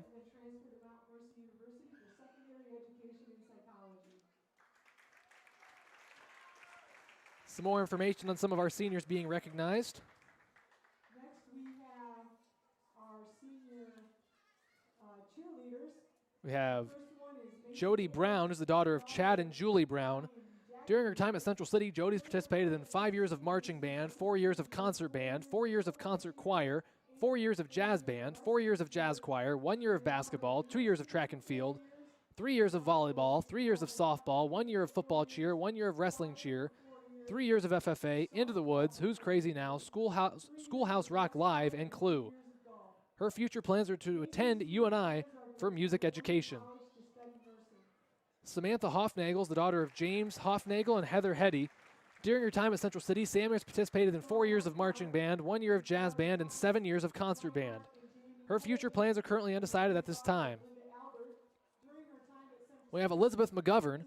Elizabeth is the daughter of Pat and Diane McGovern. During her time at Central City, Elizabeth has participated in marching band for 5 years, concert band for 4 years, National Honor Society for 2 years, and National Council on Youth Leadership for 1 year. Her future plans are to attend Kirkwood Community College for a year and transfer to Mount Mercy University for secondary education and psychology. We're now recognizing the cheerleaders at midfield now, or on the track, I should say. Isabel's future plans are to attend Iowa State to major in journalism. As a wide variety of athletes and participants in other activities here at Central City recognized on senior night, not just football senior night. For the cheerleaders, we have Macy Ayers. Macy is the daughter of Tommy and Jackie Ayers. During her time at Central City, Macy has participated in 4 years of football cheer, 4 years of wrestling cheer, 4 years of dance, 4 years of FFA, 4 years of choir, 4 years of softball, 3 years of jazz choir, and 2 years of golf. Her future plans are to attend a 4-year college to study nursing. And the other cheerleader, we have Isabel Reinhardt. Isabel is the daughter of Thomas Reinhardt and Jamie Colby and the granddaughter of Linda Albert. During her time at Central City, Isabel has participated in 5 years of theater, 4 years of football cheer, captain for 2, 4 years of wrestling cheer, captain for 2, 4 years of FFA, 4 years of choir, 2 years of speech, 2 years of jazz choir, 1 year of student council, and 1 year on the National Council of Youth Leadership. Her future plans are to attend Iowa State to major in journalism and mass communications with a minor in political science and then attend law school to become a family lawyer. Natalie's future plans are to attend the University of Iowa for pre-law with a minor in business. Last couple seniors being recognized now for the Wildcats. And our last senior is It's like Kaya Ingen and Natalie Noonan were announced while I was reading that. And now Shelby Rollinger being accompanied out by her mom on the track. For 5 years. She's been a part of the track team and the dance team for 4 years. She's on the volleyball team for 3 years, choir for 2 years, National Honor Society for 2 years. And It's like all told, believe we have 13 Wildcats being recognized here tonight. plans are to enroll in the nursing Fairly large range of activities. We got some marching band, some football, some cheerleading, all being recognized here tonight. all of the seniors for football. And lastly, final 3 seniors being recognized, we have Kaya Ingen. Kaya is the daughter of Chris and Jessica Ingen. During her time at Central City, Kaya has participated in 3 years of dance, 2 years of volleyball, and 1 year of track. Her future plans are to attend Kirkwood. And Kaya being recognized as a senior member of the dance team, as are these next 2 individuals. We've also got Natalie Noonan. Natalie is the daughter of Steve and Joette Noonan. During her time at Central City, Natalie has participated in 4 years of volleyball, 4 years of basketball, 4 years of track, 5 years of softball, 1 year of dance, 2 years of National Honor Society, 1 year of the National Council of Youth Leadership, and 2 years of student council. Natalie's future plans are to attend the University of Iowa for pre-law with a minor in business. And last but certainly not least, we have Shelby Rollinger. Shelby is the daughter of Todd and Jennifer Rollinger. During her time at Central City, Shelby has participated in softball for 5 years, track for 4 years, dance for 4 years, volleyball for 3 years, choir for 2 years, NHS for 2 years, and student council for 1 year. Shelby's future plans are to enroll in the nursing program at Kirkwood before transferring to finish her bachelor's at an undetermined college. There you have it, all the Wildcat seniors being recognized tonight. Football players, members of the marching band, cheerleaders, and members of the dance team all being recognized on the track tonight. As senior night festivities have come to a close now, but we do have our marching band on the field to give a performance. as we've got 10 minutes remaining in our halftime break now as the marching band out onto the field.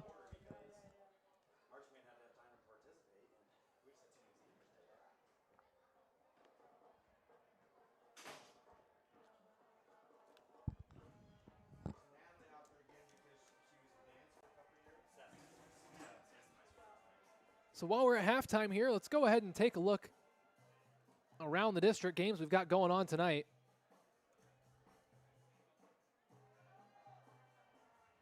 So, of course, here in Central City, Wildcats have the big lead over the Calamus-Wheatland Warriors. We've also got Springville hosting Central Ocator. Let's take a peek at what's going on over there.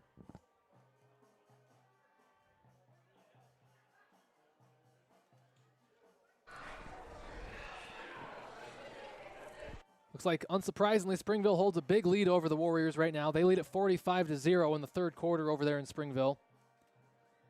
Warriors looking to cruise to victory in that one. A couple other games going on. We've got Easton Valley hosting Edgewood-Colesburg here tonight. So that could be an interesting game.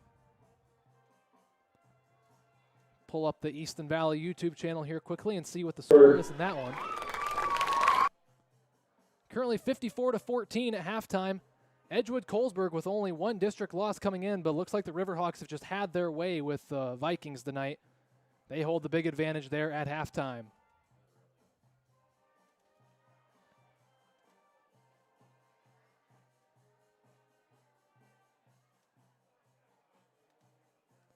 And then lastly, we've got an interesting turn of events here. Midland is hosting Key, and Key is up at the end of the first, but only by 2 points, 16-14.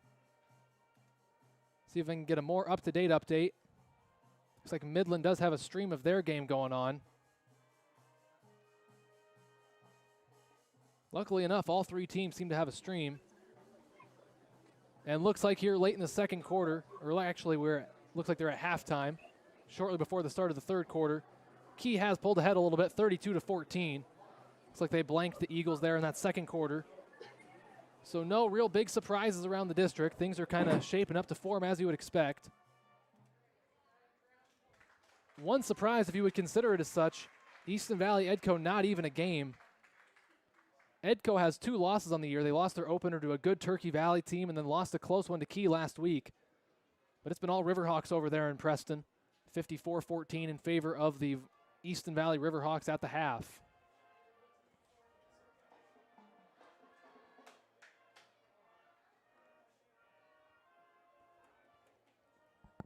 Looking at the Central City volleyball team, they concluded their regular season this past week.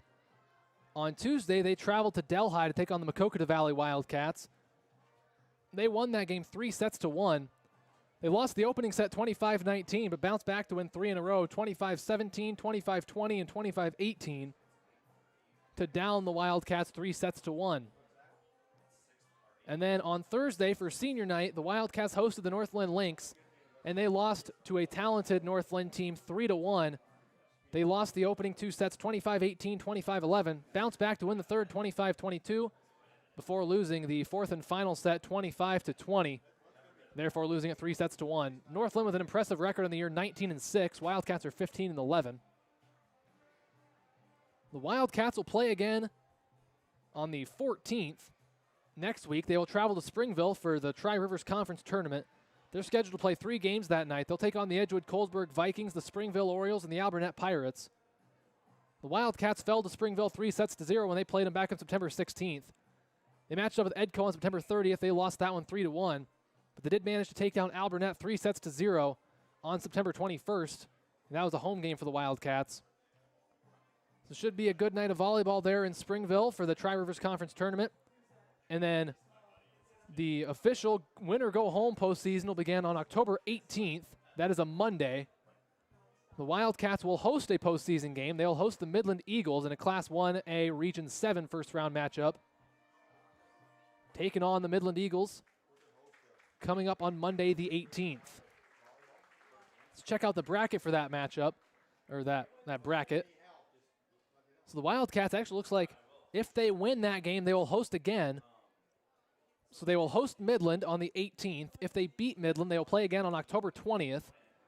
They will host the winner of Prince of Peace Marquette Catholic. Looks like Marquette has yet to pick up a win on the year. They're 0-24, so probably will be a matchup with Prince of Peace. Wildcats took down the Irish earlier in the year. On the other side of that bracket, Easton Valley, who's 15-6, will host Maquoketa Valley, and Calamus-Wheatland will host Cedar Valley Christian. Assuming the Riverhawks win, they will host either Cal Wheat or CVC. And if things hold to form, then Easton Valley would host the district championship against Central City, Midland, Prince of Peace, or Marquette Catholic. And then the winner of that would play in the regional championship for a berth to the state tournament, I believe.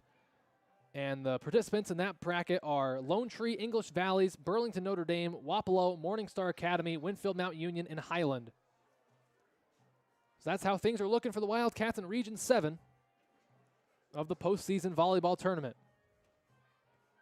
We've got about 4 minutes on the clock here. Marching band still out on the field giving a performance. Believe they will add the additional 3 minutes as well, so probably a grand total of 7 minutes to go before we resume play.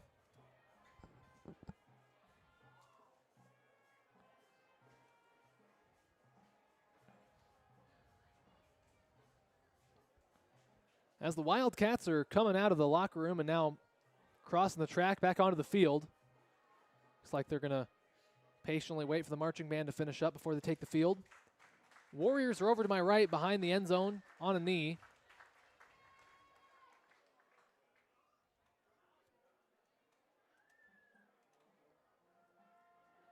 As Central City will be back in action next Friday, October 15th, they will travel to Elkader to take on the Central Elkader Warriors. The Warriors, a 2-win team. They took down these same Calamus-Wheatland Warriors that we're playing tonight. Back on September 10th, they won that one 76-31. And they also pulled away a 2-point victory on August 27th in their season opener against Clarksville. They won that one 30-28. Should be one the Wildcats can certainly be competitive in and hopefully come out with the win next Friday against the Central Elkader Warriors. Again, that will be a game on the road in Elkader, at I believe Elkader City Park, where Central City will take on the Warriors.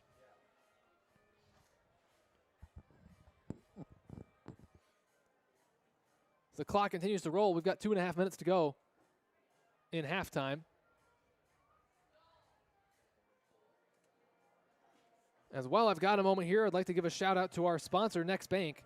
Next Bank is invested in their communities and ready to help the local economy grow by helping your business or farm operation grow. Whether you need an operating loan, equipment loan, livestock loan, or real estate loan, Next Bank has great terms and rates that will help you move your business to the next level. Next Bank offices are located in Waterloo, Cedar Rapids, Marion, Central City, and Coralville. Member FDIC, equal housing lender.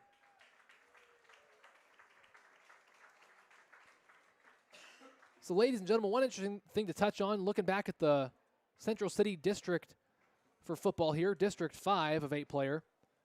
If the Riverhawks and Keyhawks both avoid colossal failures there in the second half and don't give up their big leads, that will set up a winner-take-all district championship game, Battle of the Unbeatens in Lansing next week, Easton Valley at Key. Should be a pretty good matchup there between the Keyhawks and the Riverhawks. For playoff spots, it doesn't matter because the top 3 from the district will all make it, so they'll almost certainly be 1-2. But for seeding and bragging rights, that'll be a good one next week in Lansing. Marching band has cleared the field, and the Wildcats come back to take the sideline as we're closing in on the second half of play. The Warriors have come off a knee, now standing over in a huddle in the back of the end zone to my right as the Wildcats circle up to stretch as a team, with the exception of Jaden Hanson playing catch with Marcus Shellhorn, getting his arm loose for the second half.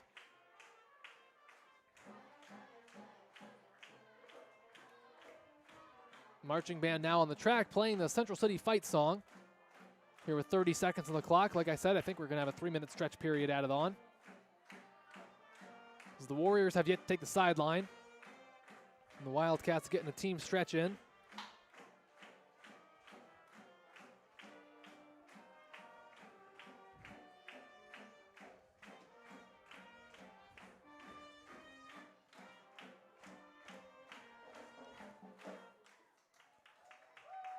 As the clock rolls down to 0, an additional 3 minutes being set. We've now got 3 minutes and counting before the second half gets underway. The Warriors just now come over and take the sideline.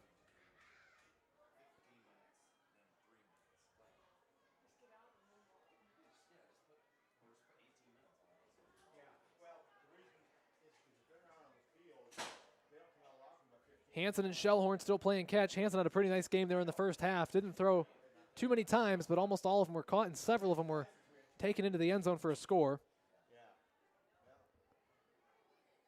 Wildcats now have come back to the sideline. They're getting their kick return team ready. Wildcats will take the first kickoff of the second half. The Warriors won the coin toss earlier this evening, and they elected to receive to begin the game. Therefore, Wildcats will get it first here in the second half.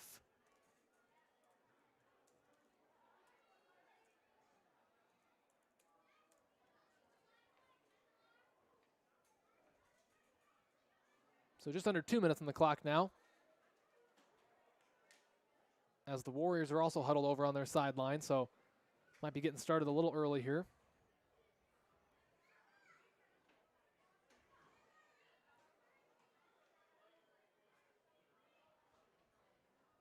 Like I said, Wildcats will take the kickoff to begin the second half, and they do hold the big 40-point advantage, 60-20. So as a reminder, there will be running clock throughout the second half, at least to start, unless the Warriors can get it within 35 points. In that case, the running clock would end, but until and unless that happens, it will be running clock. So after a very long first half, maybe we'll see a shorter second half. The Warriors are on the field to send it away. Jared Labarge setting the ball at the 30-yard line. Wildcat kick return team has yet to take the field. To begin the second half, Wildcats will work left to right, and they will defend the end zone to my left. Warriors will work right to left, and they will defend the end zone to my right. Wildcats out there now as Aiden Closterman's going to jog back deep to return. 4 Wildcats at midfield, 3 of them at the 30, as Closterman's going to set up inside the 10. 12 minutes set on the clock, as we are just about set to go here for the second half of play from Central City. Labarge sets the ball on the tee at the 30-yard line.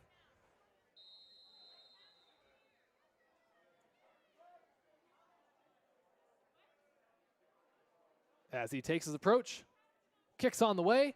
Low line drive kick, bouncing all the way to the 10. Closterman picks it up there past the 15. Cuts it back inside of the 20. Along the left sideline, he's still going past midfield. Cuts it back up the middle of the field.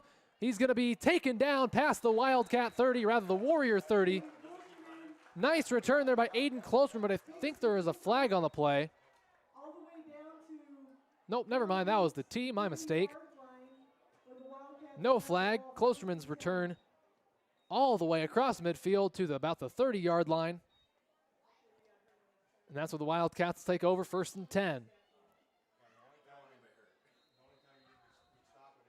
Good return there by Closterman. Sets the Wildcats up just 30 yards away from the end zone. Hanson under center. Yoder and Betts are behind him. It's going to be a handoff up the middle to Yoder. Bounces off a tackler. Now he's going to be wrapped up past the 30 or past the 25. Gain of 6 on the carry there by Yoder. We'll set up 2nd down and 4. As Jaden Hanson runs the play call into the huddle after the 6-yard pickup by Yoder there on 1st down. 2nd down and 4 for the Wildcats from the Warrior 24. Same formation. Hanson under center. Yoder's behind him with Betzer lined up behind him. Takes a snap. It's going to be handoff to Betzer up the middle. He's past the 20. 1st down and more. Still going to the 15. Wrapped up just shy of the 10 by Eli Ryddiesel of the Warriors. Nice run by Betzer. It's going to set a 1st down and 10 from the 12-yard line of Calamus-Wheatland. Wildcats picking up where they left off, moving the ball efficiently here to begin the 3rd quarter of play.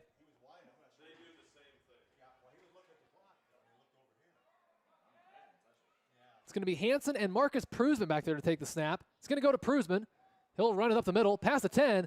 He's going to cut up the 5. He's going to be taken down. Did he cross the goal line? Yes, he did. Touchdown, Wildcats. Marcus Cruzman takes the direct snap, 12 yards across the goal line for the score. Wildcats extend their lead 66-20 and they'll go for two momentarily.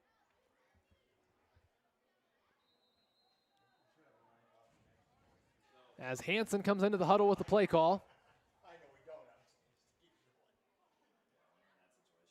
They break the huddle. And they're going to go I formation, Hanson under center, Troy Curtis at fullback, Cruzman at running back. Hand up the middle to Curtis. He'll plow over a couple defenders and cross the goal line. Two-point conversion is good. For the second time tonight, Troy Curtis finds the end zone on the two-point conversion. And with 10 minutes remaining in the third quarter, our score, Central City 68, Calamus-Wheatland 20. So the Wildcats don't lose any momentum there. During the halftime break, come out in their first possession of the second half. Nice return by Cruzman, sets them up to just 30 yards away from the end zone. And just a few plays later, Marcus Cruzman crosses the goal line for the score to extend their lead 68-20.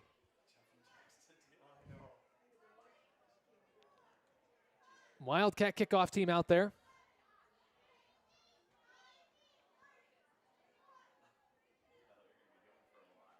Kyle Vanderheiden's back deep to return for the Warriors. Everybody else is going to line up close to the midfield, assuming an onside kick.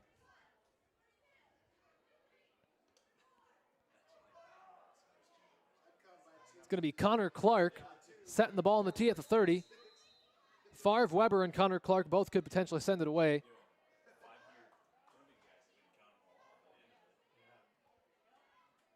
Waiting the whistle here as Clark takes his approach. He'll send it away. It's going to be fielded at about the 32, and he'll fall right there. As looks like that was Isaac Wilhelm that recovered the kick there for Cal Wheat.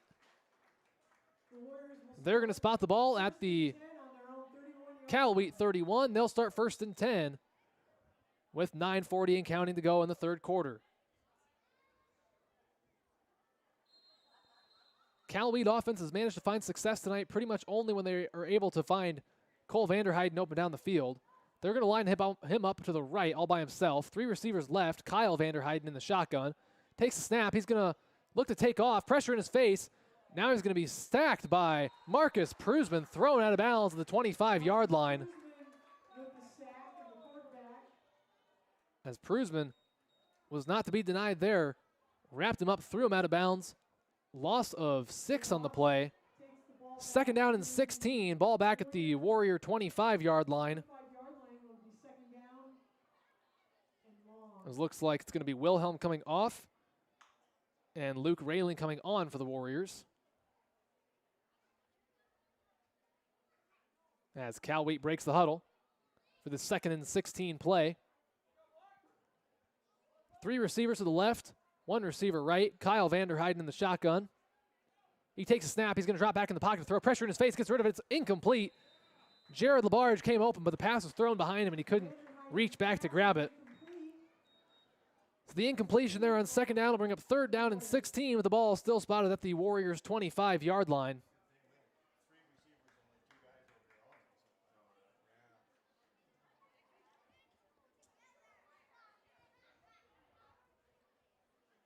As the Warriors break the huddle for this 3rd and long play. They need the 39 on the other side of midfield to move the chains. They've got 1 receiver left, or 2 receivers left, 2 to the right.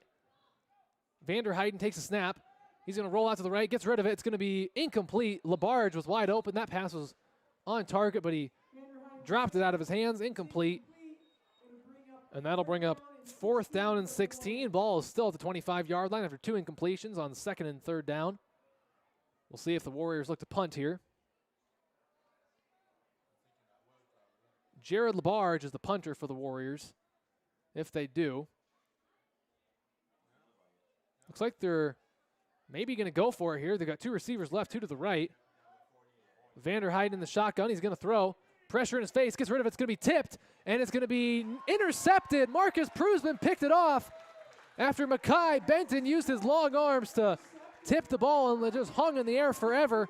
Cruzman made a nice diving catch to haul it in. Wildcats will take over inside Warrior territory. Waiting for the spot. Looks like about the 23. And Central City will take over 1st and 10 from the Warrior 23-yard line. 2nd interception of the night there for Central City. Lucas Greif took one in for a touchdown earlier in the first half, and Marcus Pruz makes a diving effort there to haul that one in here in quarter number 3. It's going to be Matthew Klosterman and Bob Bechtold to take the direct snap for Central City.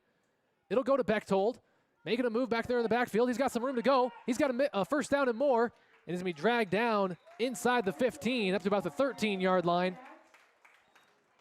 Nice first down run there by Bechtold. Will move the chains.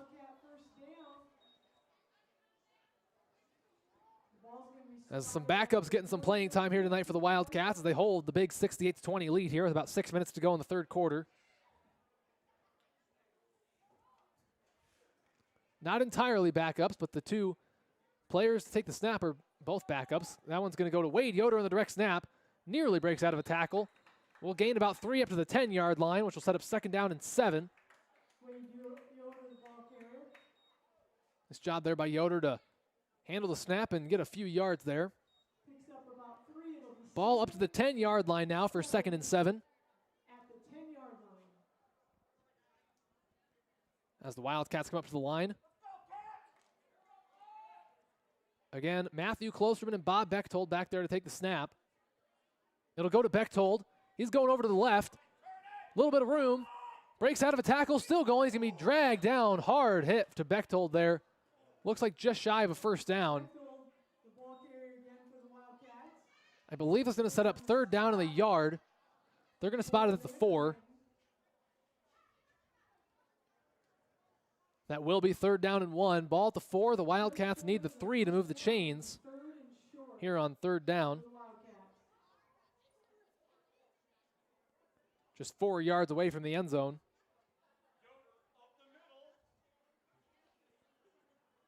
Wildcats break the huddle. They're again going to go with Klosterman. That's Matthew Klosterman and Bob Bechtold back there. Wade Yoder lined up at fullback. Snap's going to go to Klosterman. He'll keep it. He's going to have a touchdown for the Wildcats. As Aiden Klosterman's found the end zone several times, his little brother Matthew joins him. As Matthew Klosterman takes the direct snap, fakes the handoff, and brings it 4 yards for a score. As the Wildcats extend their lead here, 74-20. 2-point conversion upcoming. Klosterman runs in with the play call for Central City.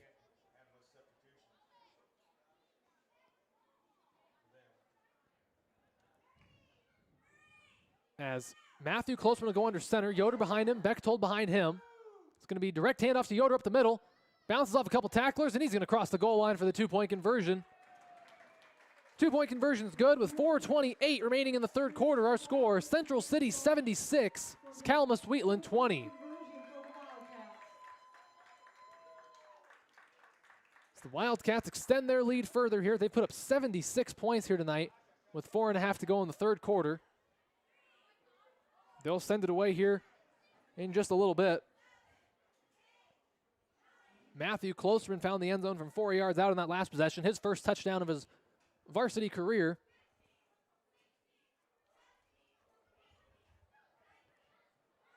As cheerleaders have their work cut out for them here on the track. They've got 76 jumping jacks to do. They're going to be doing that for a little while as the Wildcat Kickoff team takes the field.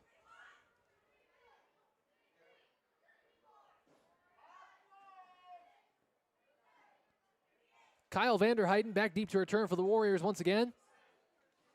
As Connor Clark will set the ball on the tee. Vanderheiden back deep for the Warriors.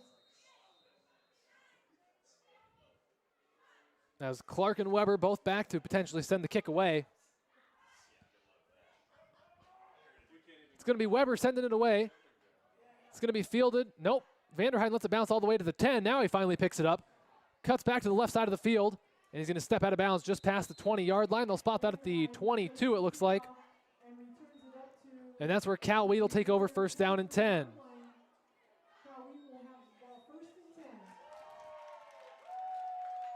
So first down Warriors here with 4 minutes and counting to go in the third quarter.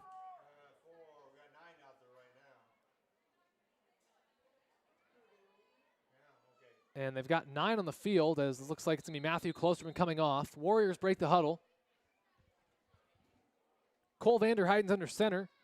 Caleb Appleby's behind him. Kyle Vanderheiden comes in motion. It's going to be a handoff to Appleby. He's going to plow his way forward for a gain of a few. Looks like he got it close to the 30-yard line, maybe the 28.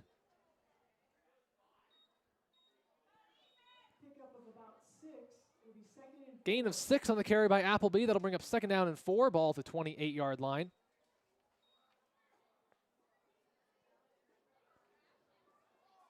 As the Warriors come up to the line once again.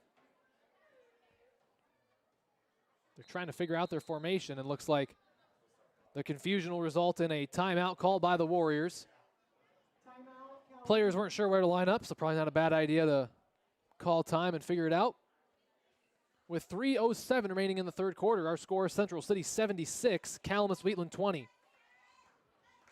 And while they take a timeout, I'll go ahead and give a shout out to our sponsor, Next Bank. Next Bank represents a new approach to banking in Iowa. Expanded services, more technology, and increased personal attention.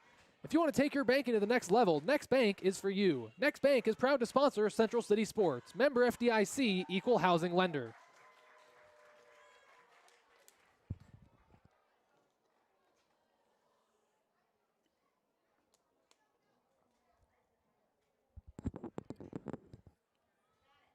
So the Wildcats have their, looks like their JV defense in the game now, holding the big 76-20 lead here late in the third quarter. So maybe you'll be hearing some new names coming up shortly. Both teams back on the field.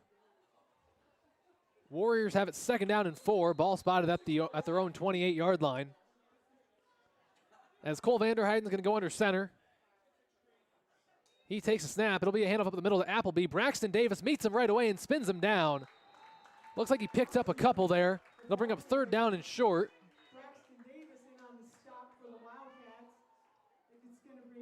As it looks like he crossed the 30, got it up to the 31. That'll bring up 3rd down and 2 for the Warriors. Cal Wheat breaks the huddle. Kyle Vanderheiden's going to go under center this time. Appleby's still behind him.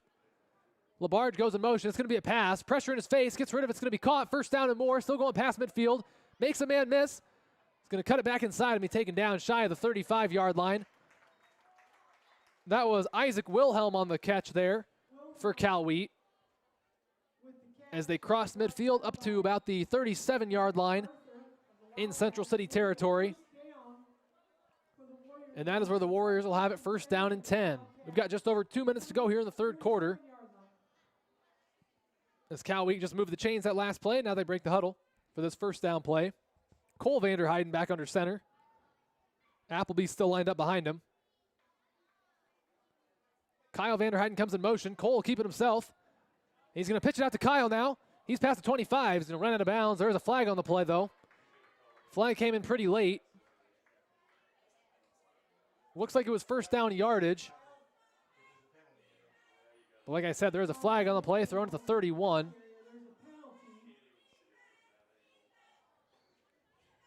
Here comes the call.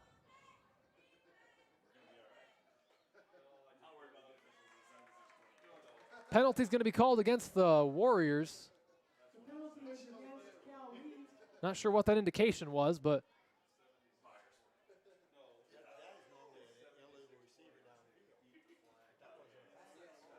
so penalty will drive the Warriors back to their own 37. And that'll be 1st down. Might have been a legal forward pass on the pitch there. Sounds like it might have actually been a forward pass, although they tried to pitch it backwards.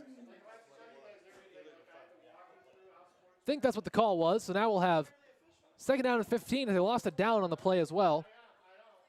Cole Vanderheiden under center.